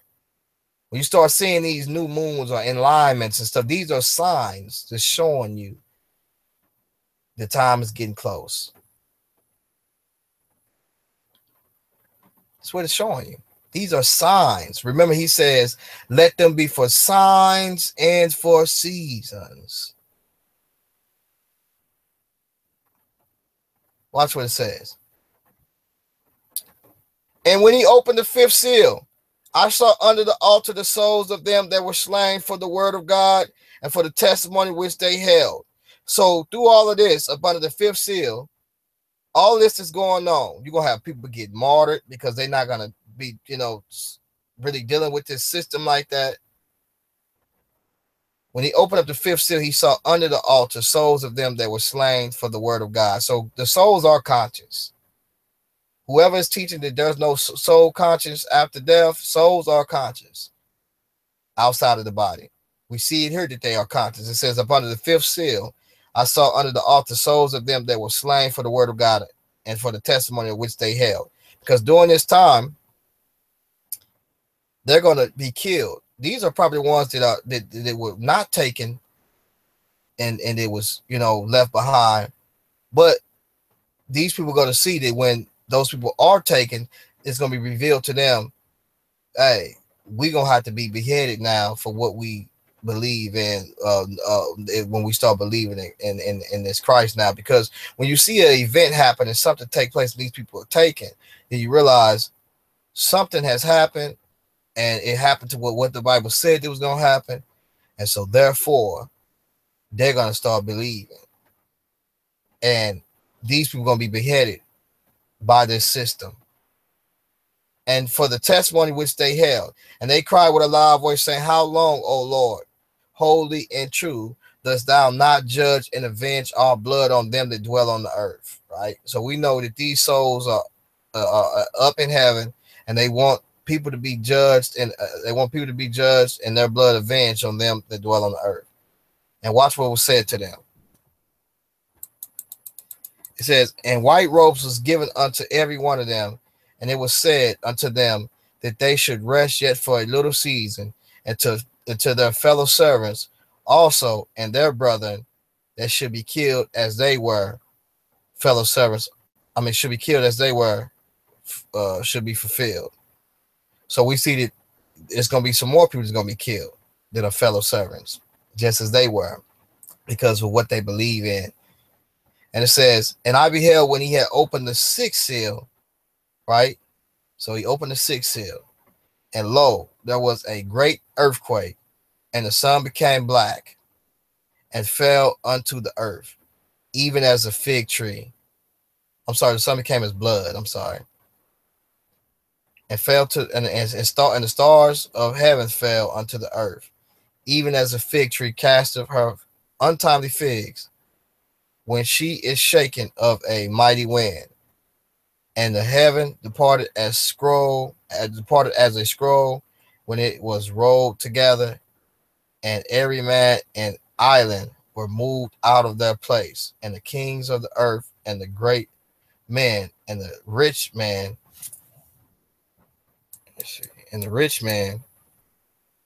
and the chief captains, and mighty men, and every bondman, and every freeman, hid themselves in dens and in the rocks of the mountains. So everybody gonna be hiding themselves, from bond, free to whatever, great, rich. They're gonna hide themselves, and said to the mountains and rocks, fall on us, and hide us from the face of of him that sitteth on the throne, and from the wrath of the Lamb. This is why John was seeing that the Lamb was finna get busy. For the great day of his wrath is come, and who shall be able to stand? I just wanted to bring those couple of things out concerning Revelation chapter 6. Hopefully y'all can understand that. It's not too hard. Let me check my chat room and see if I got any questions before I proceed on.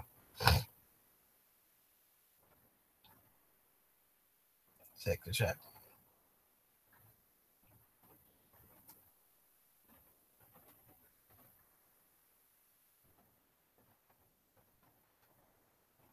Look at Arcane. He talking about who is under the earth.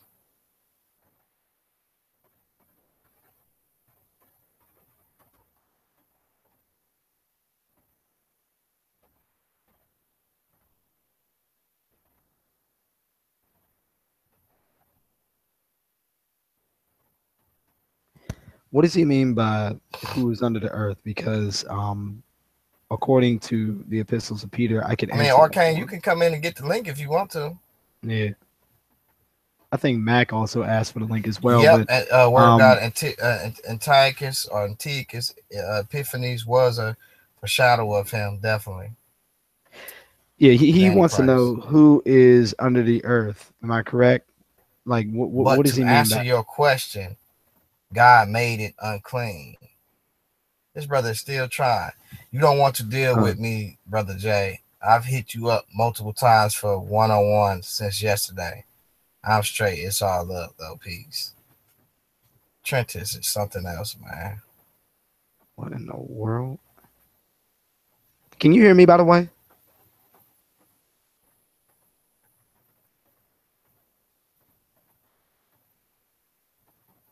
And he made it unclean for Israel. He never told the other nations that they should not eat these things. That was really our point. And I don't know why this brother is still thinking that the clean here is in reference to what you can actually eat. Hold on, G-Con, can you hear me? G-Con, can you hear me? See, he's steady thinking that with the clean there and not clean, it's concerning things that you can consume and eat. I don't know why he keep thinking that.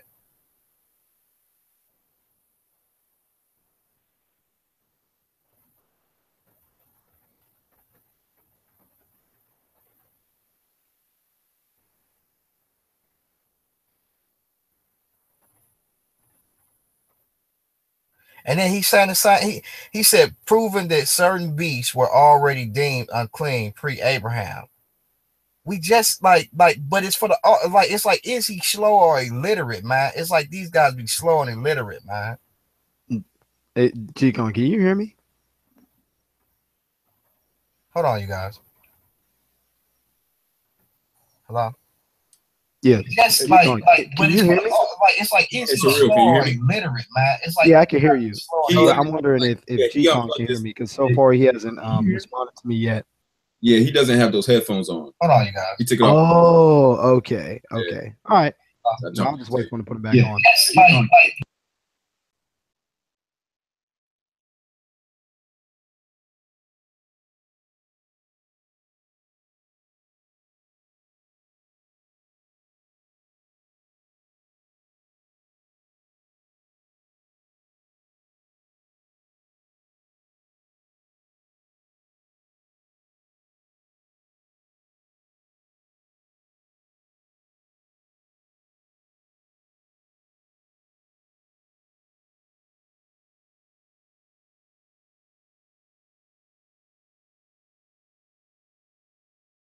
can you guys hear me? Mic check, mic check. Can y'all hear me? Mic Yeah, check, mic. yeah, we can hear you. Loud and clear. What y'all? I was waiting on y'all to talk. What y'all was saying? You had took them headphones I off. just So I just started talking really. Um, I wanted to kind of add on to a little bit of things you were saying. I wanted to share 2 slides real quick, if that was all right, since you were kind of talking about the end times. Yeah, I'm actually Um, done with that. So you can go ahead and proceed on. I'm definitely done with that. We're gonna do with another part with that, but go ahead and proceed on, brother. I'm sure, finna sure. add some people to the hangout. Okay, cool. So you can just go ahead and put my my screen on screen. I just wanted to share just 2 slides real quick. All right, you on there? You there? Okay. Let me see. Why don't I see myself? All right, I'll take your word for it. So what I wanted to show was in fact, I just want to make sure I have okay, good. The first thing I wanted to show was people often make a big deal about what's up with this kind of extended time of ushering in the kingdom. Why is it taking so long? You don't know what you're talking about. Well, really, if you don't know anything about Jewish rituals, then it would go over your head. So there was this Jewish ritual called a Seder, and it was basically something that was done during the Passover. And during the Passover, what they did was they would actually drink these cups. And what you'll notice is traditionally in Judaism, there's 4 cups. There's a cup of sanctification. It represents them being brought out of Egypt. There's a cup of deliverance where they'll be delivered from the kind of slavery, and of course there's the cup of redemption where they'll be endowed with the power of God. And of course there's a cup of restoration where God is going to go ahead and take them away, right? So that way he can be his God, he can be their God, and they'll be his people. And the cups that Jesus drank in his early Passover, with the disciples, was basically the first 2, right? And yet the third cup was actually the cup of redemption, right? The time that we're in Wait, right now. real. Hold on a second. Here's the thing. Are you and I'm not trying to be like I'm not trying to play devil's advocate or anything like that, but where do you see him drinking a third cup? Where do you see this? Oh, well, the third cup was actually, the blood of the covenant. That No, was no, the no, third no. cup I mean, because that where was do a you? But I'm just saying. Okay, are you using Talmudic Hebrew customs to try to interpret the scriptures, or like I'm trying to no, understand what you're doing with that? no, no, not at all, not at all. These are just, this is a certain note from my research, that I had seen, and I But basically did some research around it and decided to share it. And what happens is that when you look um, in the Gospels, you actually see Jesus say that there's one cup that he will not drink yet, and he said he won't drink that cup until the coming of the kingdom. right? When he comes back and everything's all set up and we're happily ever after, he's not going to drink that cup yet. Wait. Where do you see him saying I won't? He says I won't drink of the fruit of this vine. Yeah, but he doesn't say anything about. He talks about a cup, but he doesn't talk about cups. So where are you getting this idea of cups from? well, I mean, you know, there's multiple cups. Just because he doesn't say cups, if I go ahead and say, okay, I'm going to drink one cup, and then I drink another cup, and then I drink a third cup, and then I drink a fourth cup, I didn't say cups, but nevertheless, there's more than one. Yeah, let me. Well, hold on. Let me say this real quick. And I haven't looked into this yet, but I'm gonna have to check and look into this. And dealing with Galatians, also chapter 5, because what he's doing is he's showing you that there's something that's in Jewish rituals or something that's in the law that we probably ain't seen. And what it's doing is it's talking about certain things that they had that they drank or what they partook of, and what these things are symbolic of what they mean for. I haven't looked that up yet. I don't know anything about that, but I can kind of see that there are certain things that's in the law that we look at that we don't see, and it's pertaining to what they drink, to what they ate. Like for instance, when he said put flour on the altar and stuff like that, which is symbolic really of the flesh of Christ to help to prepare the meat. So this meal offering. So he's talking about certain drinks that they had within Israel. Now I don't know, you know, about a lot about those things, but it seems like that these words that he's using is coming towards that. So I don't know what you're about to bring out, but eventually, you know, I am getting on that level to where I'm starting to look at these things culturally and start to really look at it and what these things really mean, because they're figurative of Christ. All the drink offerings, all the meat offerings point to him. Well, can I just say something real quick? Because I know the tradition that begins with the, I guess you could say, rabbinic tradition of the 4 cups, but that's not biblical. That's something that developed much later. I'm even looking at it in Wikipedia in the Passover Seder when it talks about the 4 cups. Yeah. You know, it's first mentioned in the Mishnah, but it's not. Now, let me think, because the thing is that they say that the 4 cups represent the 4 expressions. But keep in mind that they're not actual cups in the Bible. These expressions later on symbolically become cups later. But but the idea of cups doesn't exist scripturally. Like there wasn't like a Seder meal where you had 4 cups. You had a cup, and then you had the meal, and you know the other things that you know. But the reason why I was asking is because I wasn't sure where you were getting that from, other than, like I said, from Talmudic, you know, because that's what the Jews in the Talmudic traditions say. But as far as biblically speaking, that's what I'm trying to figure out. Okay. I'll tell you what. Right. I don't know if it's there biblically, so I'm not going to say anything and speak on it right now.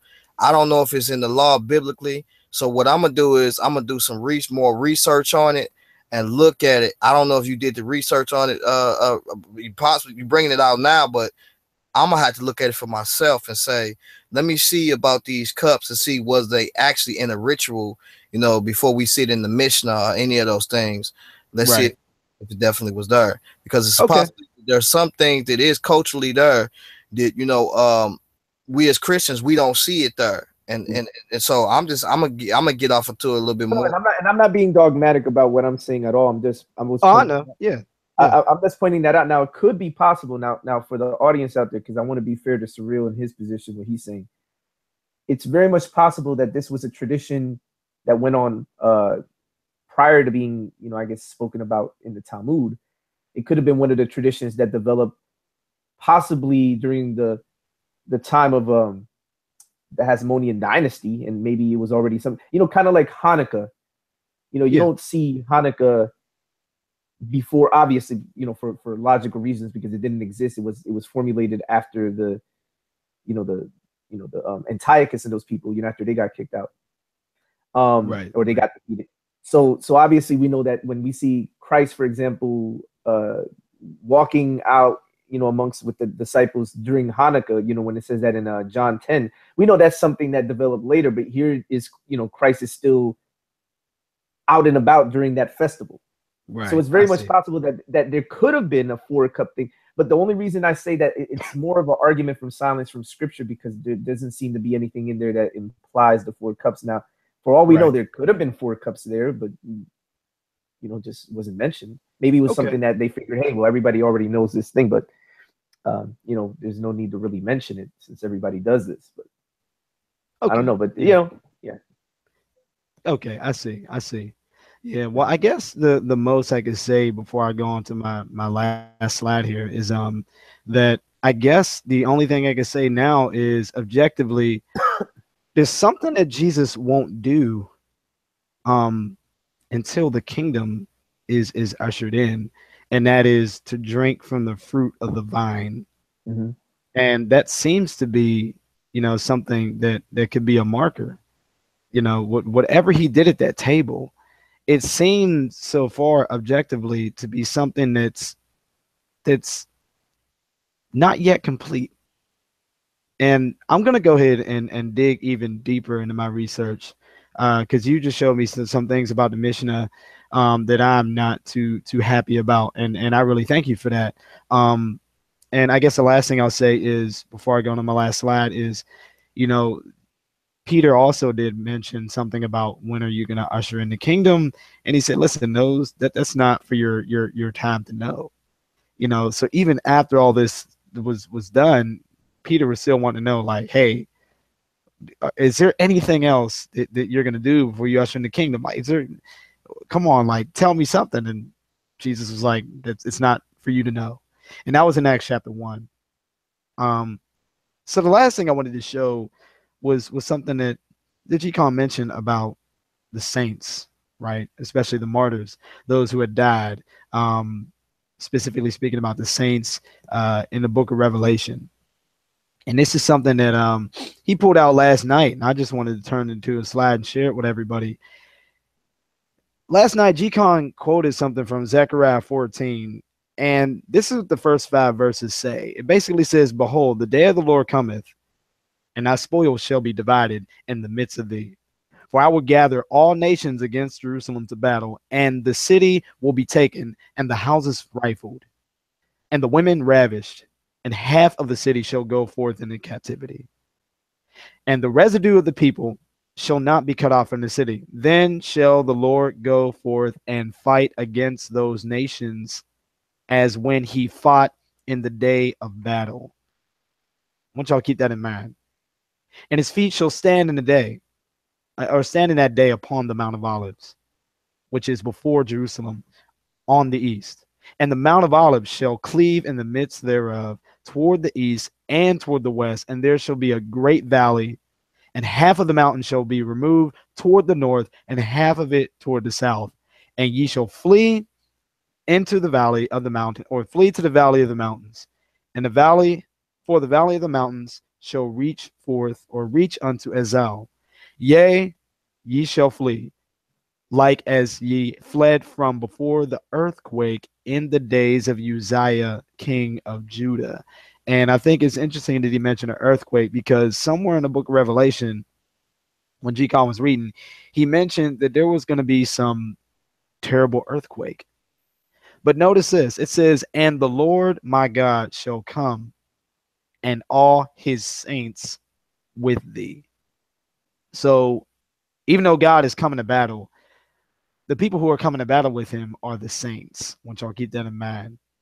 Then Jude actually quotes from Enoch, and he says, "And Enoch also, the 7th from Adam, prophesied of these things, saying, Behold, the Lord cometh with 10,000s of his saints, to execute judgment upon all, and to convince all that are ungodly among them of all their ungodly deeds which they have ungodly committed, and of all their hard speeches which ungodly sinners have spoken against him."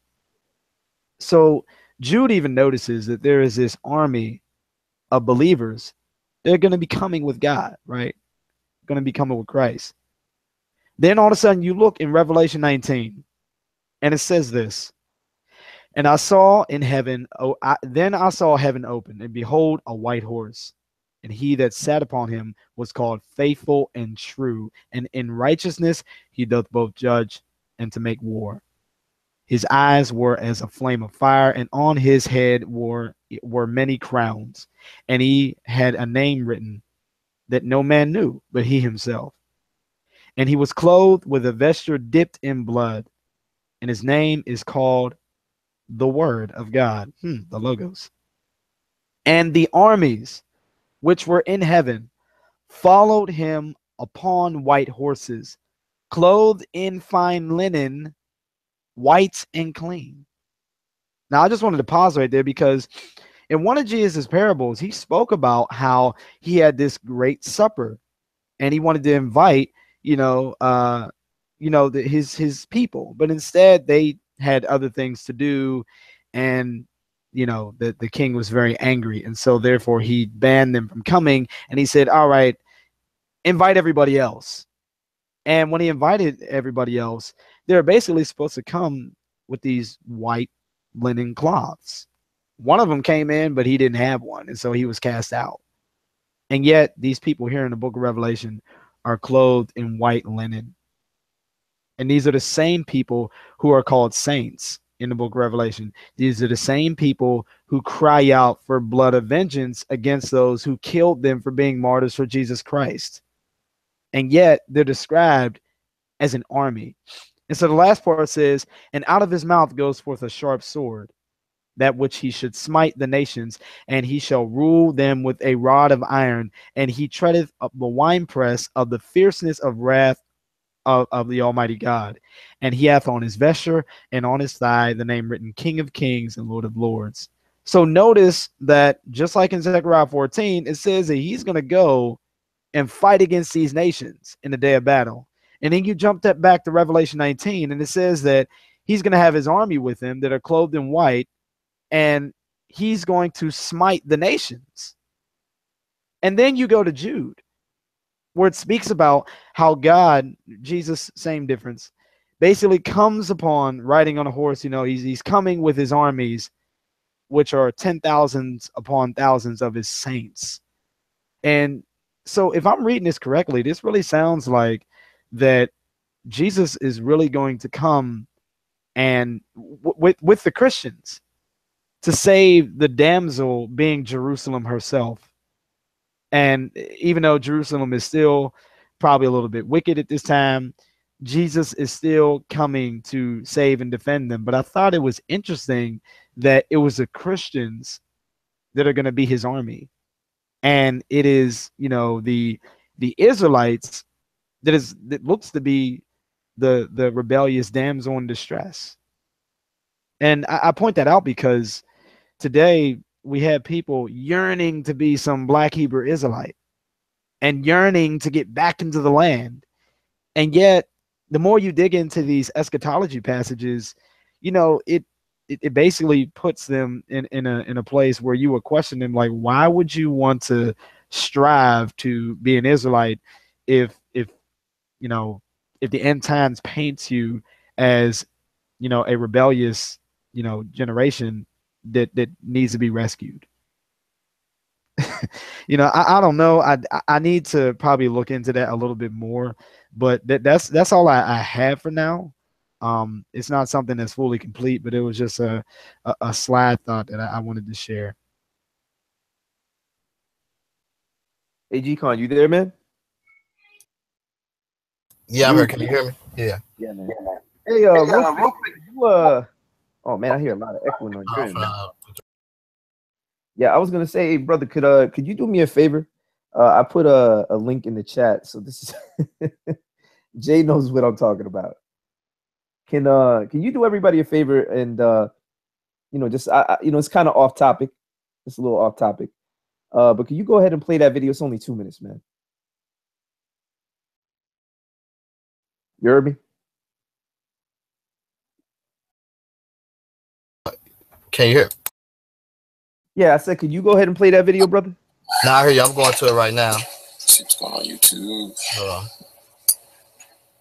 Hey, brother Jay, you want to play it? Cause my computer be moving. Yeah. Go ahead and stop it. I'll play it on my end, man. I'll go ahead and play it on my end. Hold up.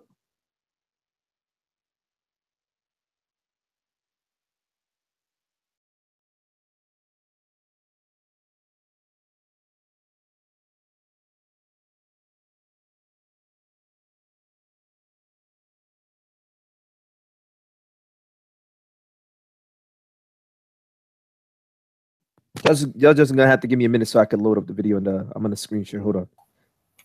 All right, cool. Yep. So I ain't looked in the chat room in a minute, but I'll look in there in a minute and see if we got any questions. Let me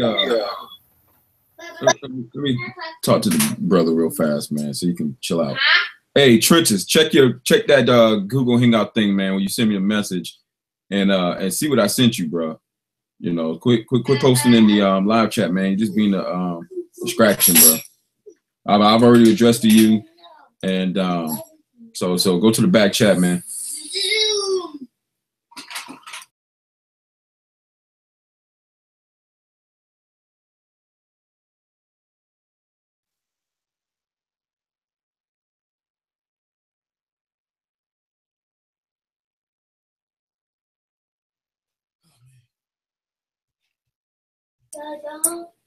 We see it, but we don't hear it, Faithful.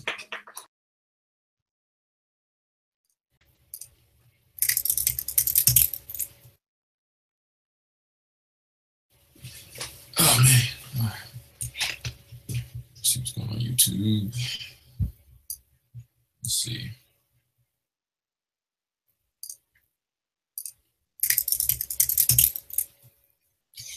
Okay.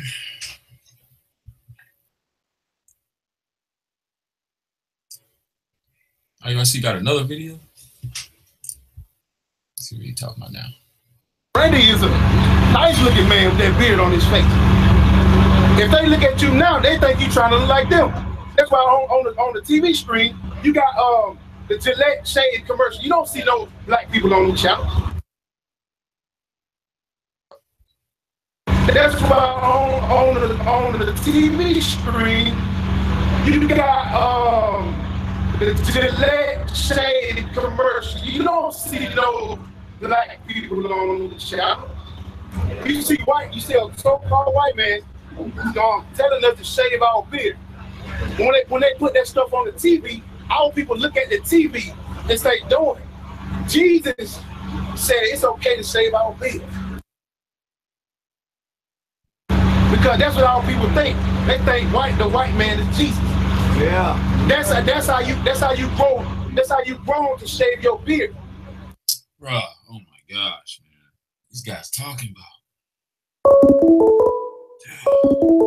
To assert that Gillette places white men in commercials to make people believe Jesus was white.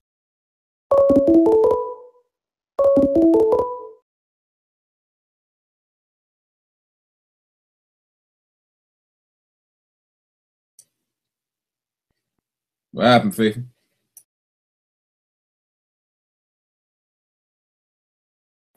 I think somebody was calling him. Hey, to assert that Gillette places white men in commercials to make people believe Jesus was white is as illogical as saying Nike places black men in commercials to make people believe Jesus was black. And if IUIC is promoting erroneous and ridiculous claims such as the ones just seen, just imagine what else they're getting wrong. I'ma tell the truth, I won't hold back no more. These teachers out here lying. I'ma tell the truth, I won't hold back no more. These teachers out here lying.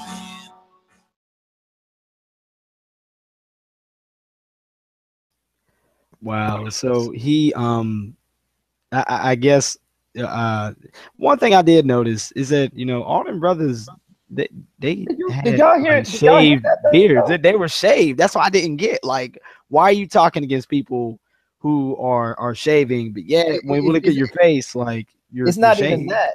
It's not even all that. It's the fact of the matter that's the argument that, first of all, Gillette has black people in commercials, right? They have had black people in commercials. Yeah, that and was another have thing. Black people in commercials. And then he said that the reason Gillette puts white people in commercials is because people believe Jesus is white. So Jesus is telling you to shave your beards. Meanwhile, even if they go with that ridiculous argument, the so-called traditional images of Jesus, right? The ones that they call the white images of Jesus, all those images, or at least most of those images, have Jesus with a beard. That doesn't make any sense. But anyways, it's just ridiculous, man. I saw that and I thought to myself, man, this has got to be some of the most like just absolute illogical stuff that I've ever heard IUIC say. Like, I mean, they say a lot of illogical stuff, but the reason I just brought that out, you know, obviously I just uploaded the video momentarily before I came in here. Just to let everybody out there know, people who watch IUIC videos and are trying to parrot their arguments or use the sort of, you know, illogical, just poorly thought out arguments that IUIC constantly pumps out. You know, when you fact check their information, if anybody just does 30 seconds of research, they're going to realize that these guys have no idea what they're talking about whatsoever.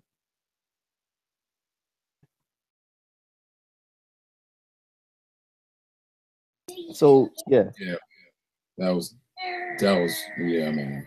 Yeah, man. and I have no idea who that was who was trying to call me, man. I apologize, y'all, because I hate when that happens. I have no idea. I gotta check who was calling me, but just wanted to bring that out. I know you guys are talking about eschatology. You know, it's a little off topic, but being that both Shield Squad and Soldiers of God, even though we're different crews, we still deal with these issues, and it's important to let people out there know that you know, we're constantly looking at some of these videos and examining the ridiculousness. And this is just a small example, man. Like the video title calls it, a small example of IUIC's ignorance. And this isn't just I mean, this really isn't just about IUIC. This is all the camps. And I'm sure that if they're getting these things wrong, they're probably getting, well, I know for a fact they're getting the eschatology wrong. Matter of fact, Brother Jay, could you do everybody a favor, since we're on the topic of eschatology? Could you kind of talk about a little bit? Can you let everybody know what IUIC's eschatology is? You know, eschatology is just so you know, if you don't know the term, it's future. It's talking about future events or future prophecies. Could you let them know, the audience know, for those who might not know, how IUIC breaks down Revelation 22 and, you know, the whole Dark Ages thing, and just how it's just a complete mess, man? So Revelation 22. Yeah, so in terms of future events, the way this is standardized, you might have a small variance depending on what camp you listen to, but for the most part, for most, especially One West camps, they teach that basically what they're waiting on, their version of waiting on Jesus. This is how it's going to play out. You're in America. You have some camps like GOCC that teach the flea doctrine. G-Con, can you screen me? Because I have the scripture up for him when he wants to read. All right, no problem. And so you have camps like GOCC and other camps that teach the flea doctrine. And basically, flea doctrine is that they take Revelations, I believe it's 18, I believe it is, when it says, "Come out of her, my people, that you be not partakers of her sins." So they take that literally as talking about leaving what they call Babylon, which is America, literally leaving Babylon, and they flee somewhere across seas, right? A lot of them try to go to Israel. Some of them may go somewhere in Africa, but those usually the destinations that they try to go to flee America, because their doctrine is that all the nations that has these nuclear bombs, they're gonna all turn and face America, and they're gonna turn their backs on America, basically fire all their nukes at America. And as the nukes are coming down, the Israelites, like IUIC, who doesn't teach the flea doctrine, but they teach that they'll be delivered out of America. So those camps that teach that, what's going to happen is the nukes are going to be on their way to America, but right before the nukes drop, UFOs will come, and that'll be Christ's return. You'll have like a little bitty UFOs that the angels will be in. You'll have the big mothership that Christ is riding in, and all those UFOs are going to come over here, and those that kept the law are going to be beamed up. And one variance in IUIC's version is that even some black people, or Israelites, quotation mark, that didn't keep the law, they're going to be beamed up too. They're going to be saved from those nukes. And they use Judges 5 and 11 to explain the whole nukes thing. But real quick, Jay, just to kind of add on to what you're saying, this is the ridiculous part of that doctrine. Revelation, well, I'll say 22, and I also would say 20, and everything from 20 to 22 is a mess in their worldview. I mean, the entire interpretation that they have of the scriptures is just a mess. But what I mean is, regarding their eschatology, since we're talking about eschatology, when they start talking about the 1,000-year reign, right? They actually believe the 1,000-year reign actually occurred already, right? According to the Dark Ages doctrine, because they say that that's the 1,000 years when the Israelites supposedly ruled Europe for 1,000 years. You know, well, that's the thing, is that they don't use the millennial reign scriptures to prove the Dark Ages. They just say that was something that happened. They never give you a scripture of that explaining that 1,000-year reign of Europe. But when it comes to the 1,000-year reign in the scriptures, they literally say that's them ruling over the nations with Christ when Christ returns. But this is the thing. The reason I say that the reason I'm bringing that up is because the old One West breakdown, which is where they're basing the whole "we ruled Europe for 1,000 years," that was based on that verse. That was based on the 1,000 years. So what ends up happening is, because keep in mind, Satan has to be bound up for that 1,000 years, so then he's bound loose. So they'll say, well, Satan was bound loose, and that's when we lost, they'll say, quote unquote, that's when we lost power. That's when the Dark Ages came to an end. But the problem is that when they start looking at that doctrine, and it's illogical, because it makes no sense whatsoever from their viewpoint. The reason it doesn't make any sense is because, number one, they're conflating two different things, two prophecies. Oh, I wouldn't even call it a prophecy, two events. One is supposedly a future event, which is what the scriptures is clearly talking about in that verse, and then another one is a past event. So it's like they're making two distinct events into one in a very strange way, right? So the 1,000 years is not just the reign of Christ, them reigning with Christ, but it's also them supposedly ruling Europe for 1,000 years. Well, I'll say, because if you ask them about, you know, how did the 1,000 years come to an end, they'll say, well, Satan was bound loose, and that's when they begin to talk about Caesar Borgia and Alexander the Sixth, and that's when they go into that whole thing. Now, that's where the variance comes in. That would have to be one of the doctrines that IUIC has changed, because they won't use that breakdown to explain that. You know, when we've heard about the 1,000 year, when they taught us that it happened, there was never a scripture that they gave for it. And when they went to those scriptures regarding the 1,000 years, that was always looked as least while I was there, as something that's going to take place in the future when Christ comes back, and then, you know, he saves everybody with the UFOs and drop them off in the wilderness. And then when they meet Christ in the wilderness again, and then all those people that were beamed up that didn't want to keep the law of Moses, when they get into I get that part. I get the whole narrative. But I get the 1,000-year reign of Europe, they never used the 1,000 years thing. They just, of course, you know, they explained. No, but Brother Jay, you're missing the point. No, I get all that, and I when you explained it, you know, to everybody, you know, I understand that they revised it. But what I'm telling you is, like, because you were asking, there wasn't really a scripture for the 1,000-year reigns of the Israelites. But the thing is, and I'm saying this for the audience out there, if you ever encounter, I wasn't asking. I was saying they didn't use it. No, I'm just saying this for the audience sake, or for you, or for anybody. If you guys ever encounter IUIC, you can catch them up in the fact that they revised the doctrine. You're right about that. They revised their eschatology to try to, because I think for some reason they realized it wasn't lining up.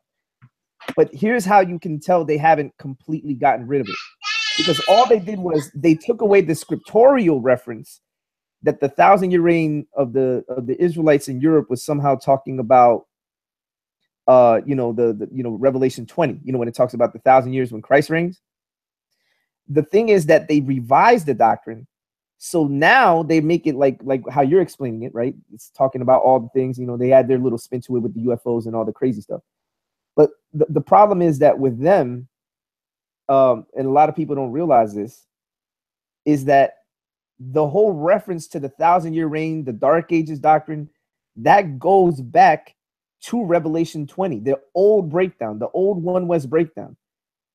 And so you can actually catch them up in that when you encounter them on the street, for those who do encounter them or will encounter them on the street, or if you encounter them in forums, you can actually point that out to them to tell them that's where you guys got that Dark Ages doctrine from. The whole misunderstanding from the eldership at the original school. And all they did, like, again, is just take the scriptorial evidence out, right? And then readjust it, revise it to make it like how you were explaining right now about the UFOs and people being beamed up, and even people who aren't keeping the law are going to be beamed up, who are quote unquote Israelites. Goes to show you how illogical they are.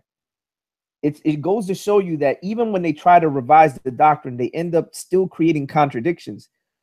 Because then the question is, well, if you can't find a 1,000-year reign of the Israelites in scripture, and that's supposedly a future event, at least from the perspective of the people writing the Bible, why didn't they write about it? Right? Why didn't they put it in the Bible? Right. That even according to the new breakdown. The new breakdown is just a revision of the old breakdown. The old breakdown was talking about the 1,000-year reign, right? And then they would conflate it also with the UFOs, and well, actually no, they would use other verses for the UFOs and everything else. I think they would use Ezekiel and those verses. So so it's funny because I think they realized the inconsistency there, but it's hilarious now when you hear them teaching on the Dark Ages, not realizing that that was their old eschatological position.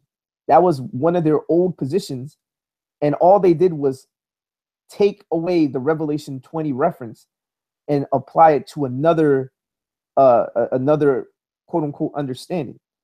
It's ridiculous, man. It's illogical any way you slice it. It just shows the evolution in IUIC's doctrines, and they never seem to line up ever, because clearly they're not centered on logic. They're centered on just foolish understanding, because these men are reading the scriptures carnally. They don't have any sort of spiritual discernment. So yeah, that's all I want to say. Let's call it, really cockeyed, self-centered pseudo history. That's what it sounds like to me. Right, and you have some people in the side chat asking about that, so I'll just very, very quickly explain what it is. The whole UFO thing, or in fact, Brother Jay, you could explain it too, because this is something IUIC still teaches, right? The UFOs is, I'm sure most of you have dealt with people online who believe that Ezekiel is talking about UFOs when he saw the wheels, right? The wheels in Ezekiel. They'll say that those wheels are actually flying saucers, right? So they'll equate, and then they'll say that, now Jay, correct me if I'm wrong, they'll say that the chariots of God are also flying saucers. Yeah. Right? Yeah. So whenever you see chariots of God, like the chariots of God that came and grabbed Elijah, those chariots, they believe that those chariots are actually flying saucers. Or any instance of chariots. Whenever you see chariots in Ezekiel, whenever you see chariots in other passages, they believe that those are UFOs. I'm going to show this picture, because this is what they would show us when they explain that. Right. Let me know if you guys can see this. Yeah, right. So when you say I saw a wheel in the middle of the wheel, this is what they showed us. You got to be joking me. This is some rehashed. Who used to believe this stuff? Nation of Islam, the mother wheel. Remember the mother wheel? Okay, yeah, that's who it was. But I thought it was I could have swore the Jehovah's Witnesses believed in this or something like that. I forget who. I think the Nawabians also believe in this. It's funny how you see a lot of these. Well, yeah, they believe in everything. So right, yeah.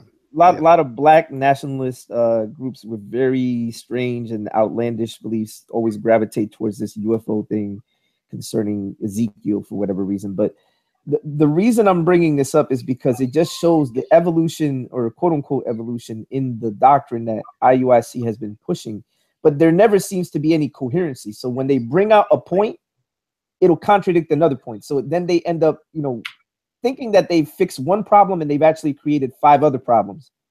And they never seem to reconcile these things. That's why if you encounter them and you deal with them, even in eschatology, you'll realize that they have no idea what they're talking about. Their eschatology contradicts itself in many instances. And also just everything they teach. But I'm just, specifically, since we're talking about eschatology in this hangout. But my thing is this, man, like the UFO thing, someone was asking about that. What else did they ask about? Okay, so they asked about UFOs. And yeah, so UFOs and Saul, I don't know how to pronounce his last name. It's Vlaxitov. He asks, real Jews are ruling Europe and America right now. They are the top 1%. Okay, so but here's the thing. According to Israel United in Christ, according to the extremist Hebrew Israelites that you'll see on the street corner, they'll say that they were ruling Europe. Okay, so they believe that the Dark Ages, what we believe the Dark Age, well, what's actually the Dark Ages is when, there was that period in time when, Europe was, I guess it was like an intellectual darkness, and I believe that it began after the fall of the western half of the kingdom of Rome. So what ends up happening is they believe that the Dark Ages actually began in the 100s. So when, who was the guy, Jay? Septimius Severus? Yeah. Right. They believe that when he took over, because this was around the time when you had those four emperors of Rome, and he was one of those guys, I believe, or probably was. I gotta look at it again, but needless to say, he was among those guys.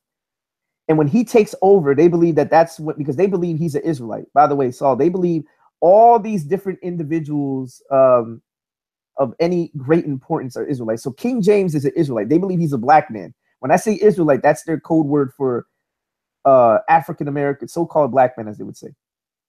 So they believe that King James was a black man. Constantine was a black man. All the Byzantine emperors were black men. Let me think of who else. My goodness, man. Man, they think everybody except for Alexander VI, Pope Alexander VI and his son Caesar Borgia, all those popes up to his point were all Israelites, quote unquote, in there. Yeah, right. Then what do you do with the whole Constantine change the Bible thing? Like, it's like they can't even keep up with their own lies. Like, how do you say he was, they'll say he was a wicked, I'm not gonna say the word. Oh my gosh. Yeah. I'll just say they'll say he was a wicked N-word. That's all I'm gonna say. Yeah. A misguided. Yeah, and when the Jews ruled, that's when it was called the Holy Roman Empire. Oh boy. I guess they took after the names of their oppressors, right? I mean, this is how ridiculous this gets. Well, it gets stranger because the Moors. Now, this is the funny thing, right? So, Islam is started up by Muhammad, and if anybody reads the Hadiths, the authentic Hadiths, they'll realize that Muhammad was described as a white man, right? And this all goes into eschatology, by the way, y'all. We're bringing it back to the eschatology portion of this hangout. They believe that the Muslims, they believe that the Muslims were they believe that the Ishmaelites and the Ishmaelites were black.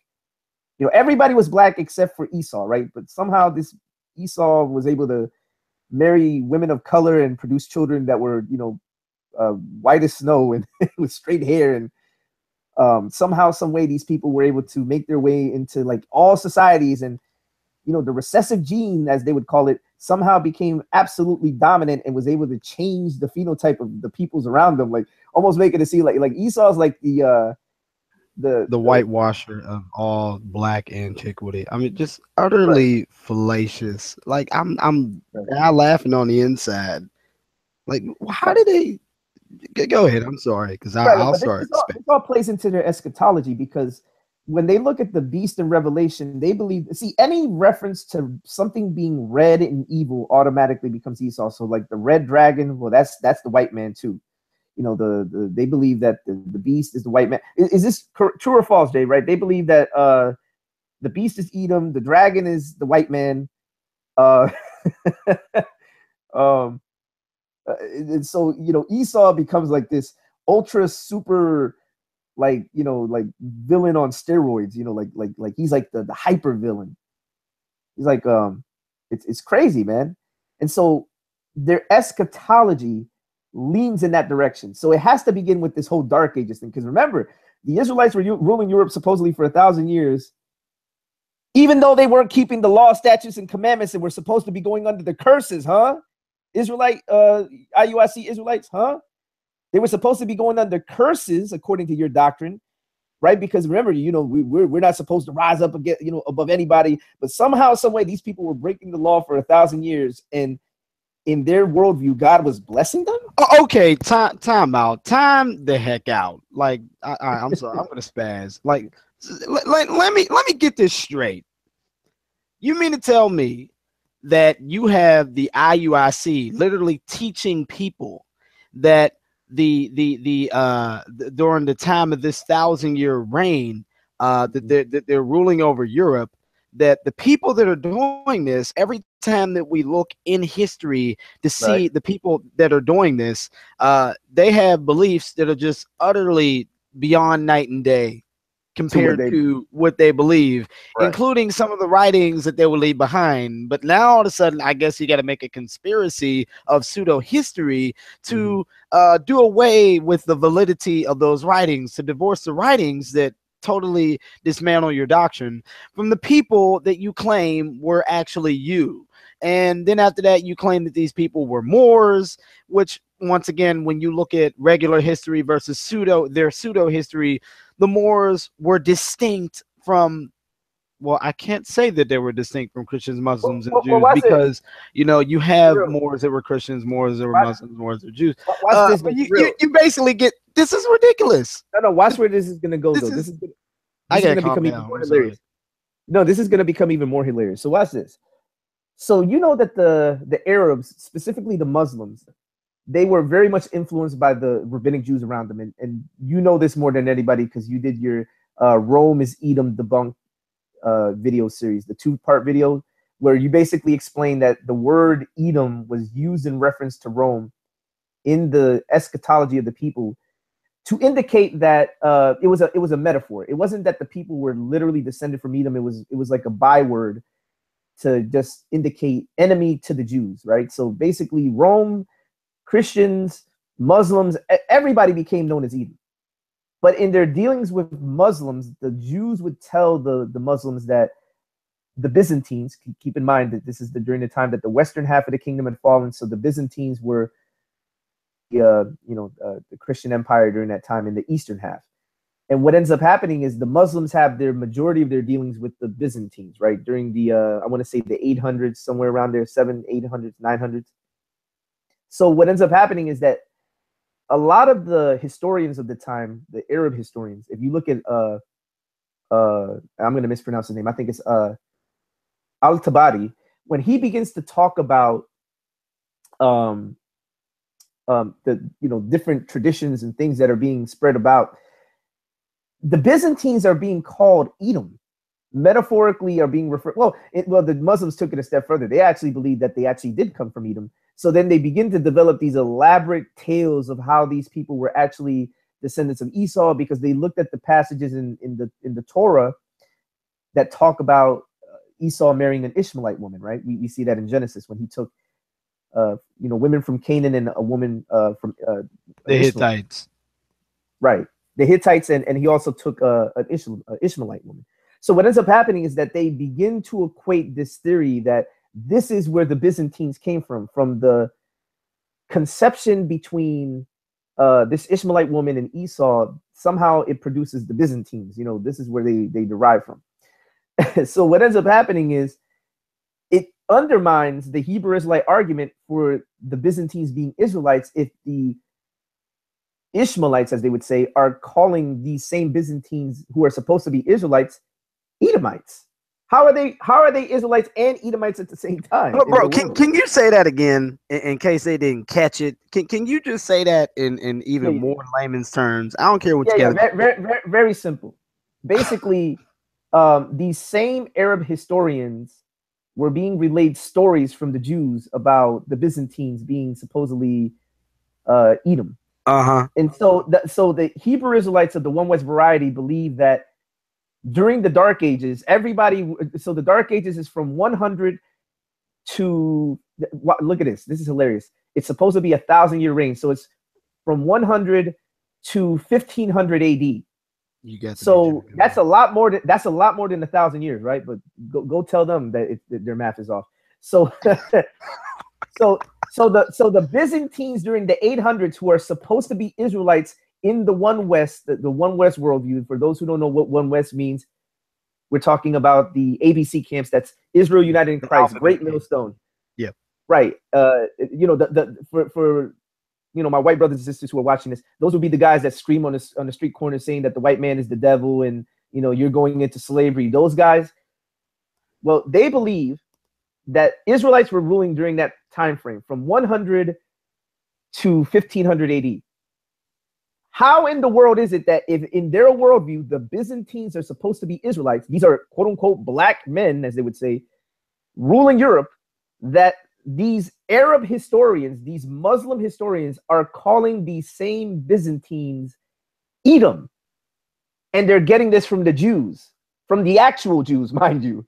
The actual Jews are telling them that these people, keep in mind that a lot of the Jews would take these metaphorical analogies in the Talmud and they would make it very literal.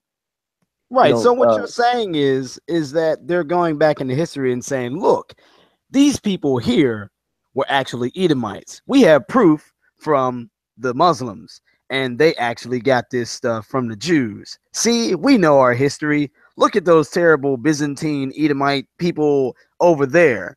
Now, all of a sudden, now go to the next chapter. Now we're going to show you how during the first 1,000 years, which is actually 1,400 years, we're going to show you that all this time, that the people that have been ruling over there, including the Byzantine people that we just called Edomites, they're actually Israelites. Here, turn to your Bible here. We're going to show you this. Like, wait, just a second.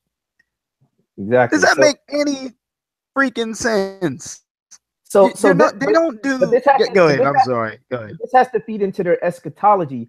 Because again, remember, Babylon in their worldview is equated with Edom, and then they misapply Psalm 137 where it says the daughter of Edom, and it's actually talking about the Edomites who had worked in conjunction with the Babylonians during the siege of Jerusalem. But because they don't know how to read things in context, they'll see daughter of Edom, and then the very next verse talks about Babylon. It talks about the Babylonians. So they think that that means that Babylon is really Edom. So now so what they do with that is they apply that. Now this is where their eschatology comes into play. They apply that in the whole Byzantine thing. Now, by the way, they believe that when Pope Alexander, but by the way, faithful, don't call it eschatology. Call it meschatology, because that's what it is. It's a mess. All right, there you go. All right, go ahead, continue. Right. So what ends up happening is when they begin to talk about the future events, right? They believe that, for example, Rome is Edom and Babylon is Edom. So any instance of Babylon and Rome in the New Testament in any capacity is equated with like this notion of Edom or whatever the case may be. So they believe that the Edomites, because remember, they believe that Israelites were ruling Europe for 1,000 years. That means all the white people in Europe were being subjugated by the Israelites. They were getting treated as slaves. They were having to kiss people's boots, as you know how you have your video on your channel with Sakari. They believe that was going on during that time frame. So now here comes Pope Alexander, this white man. This is what makes me look at their whole worldview as like nonsensical. So this white man was able to usurp authority above all these other black people who were ruling, right? He just made his way. Somehow, some way, somebody decided to vote this white man in, even though in their worldview, everybody knows who Edom is, right? Because the white man is Esau, Edom. And they know all these breakdowns, quote unquote. And they'll probably say that they were going off during that time. But somehow this white man usurps authority, and then he begins to make white depictions of Jesus, even though we have white depictions of Jesus prior to the time of Alexander. Because they'll say that Caesar Borgia, which was his son, was the model for the quote-unquote white images of Jesus. And then somehow they just started whitewashing everything. But here's the irony of ironies. Pope Alexander was in charge of the Roman Empire, or the Holy Roman Empire, during that time. What about the nations that weren't in charge of or weren't being ruled by the Romans, right? Like, what about the Ishmaelites? Because remember, now they have to make the Moors Israelites as well, because they have to explain away this black presence in other parts of the world. And so here comes the Moors. And by the way, for people who don't know, the Moors were actually an amalgamation of different people groups. You had Berbers, you did have black Africans, but you also had Arabs. You even had people who were of non-Arab descent. There was a lot of admixture that went on. You have to keep in mind what Islam had conquered during its time when it spread. Right, they were Islamic. Right, you're right about that. So, exactly. And because Islam had spread so far throughout Mesopotamia and the Middle East, and all the way into different parts of Asia Minor, you're going to have this amalgam of people. You're going to have different peoples. That's why if you look at the depictions of the Moors, you'll see them depicted differently. But their argument is, oh, that was when Pope Alexander started whitewashing all the images. But somehow, some way, this man was just so ignorant that he forgot to whitewash everything, huh? Like he just left these clear portraits of black Moors and plain sight. And furthermore, here's the thing I've never been able to understand. Maybe Jay, you can help me understand this. How do they make the Moors into Israelites if then in the same breath they're saying that the Moors are the Ishmaelites? It doesn't make any sense. Help me understand that. Well, you know what? Do another replay on that. Okay, cause now that's the second time. First, it was with the Byzantines, and now the Moors, right? It's like, and then when somebody questioned him about it, like if he was to bring all that history up, the next thing it would go is, isn't Israel scattered in all nations? Oh boy. You know what's funny? In the video that we have on my channel with Ricky when he encounters IUIC. It's the video entitled "White Man Humbles IUIC" for anybody who wants to watch it. So Ricky brings up the point of Eliphaz, who was a Temanite, and this is a guy who was clearly an Edomite in the book of Job, right? The guy from IUIC couldn't accept the fact that in Job it says that Eliphaz was blessed, right? That the Lord blessed him, Job, and his friends. They couldn't stand that point, so they ended up making Eliphaz. They tried to raise ambiguity into Eliphaz's nationality. So they basically said, "Oh, well, you don't know what he was. Our people were in Edom at that time." So anytime you raise a valid point, to a Hebrew Israelite like IUIC or ISUPK, they'll immediately try to switch the topic and make it seem like, oh, well, there were Israelites there. So you can't necessarily, in their opinion, equate this individual that you're mentioning to them as a flat out Gentile or flat out Gentiles in the case of people groups. Rather, now these people become Israelites, or they could almost be Israelites because you did have Israelites there. That sort of thing. So Jay, man, when you were in IUIC, clearly you guys are not trained, or were not trained how to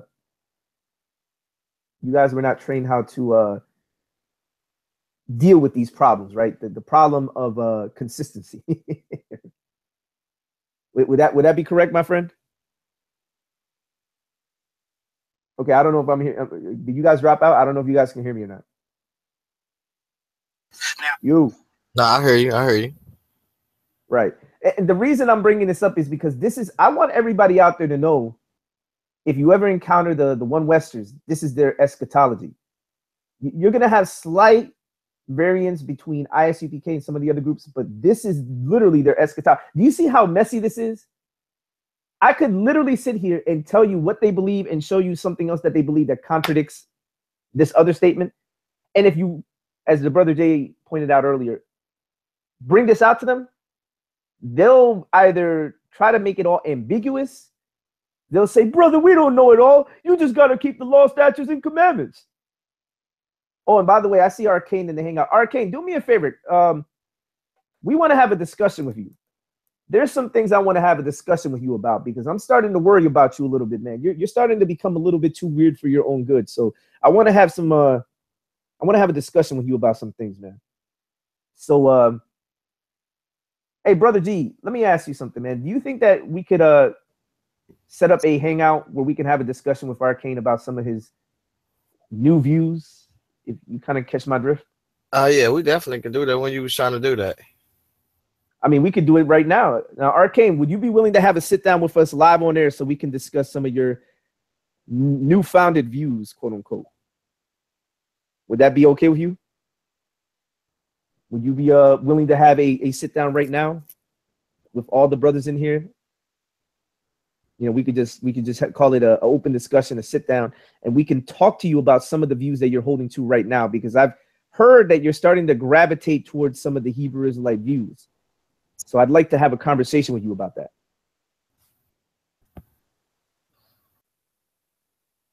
Would you be open to that right now? Arcane? Okay, he says he's down. So, Brother G-Con, if you want to go ahead and wind things down, we can go ahead and start a new hangout and have a discussion with Arcane on this topic, man. Right, cool. So, as y'all can see, Arcane been in the hangout in the chat room saying a couple of things. So, we definitely want to address those things. We're going to end this show and we're going to start another one. So, those that are listening in right now, if y'all can, make sure y'all please come back. And also make sure y'all subscribe and just come back. Give us about like 10 minutes. The show should be up and running. Hit that indication button.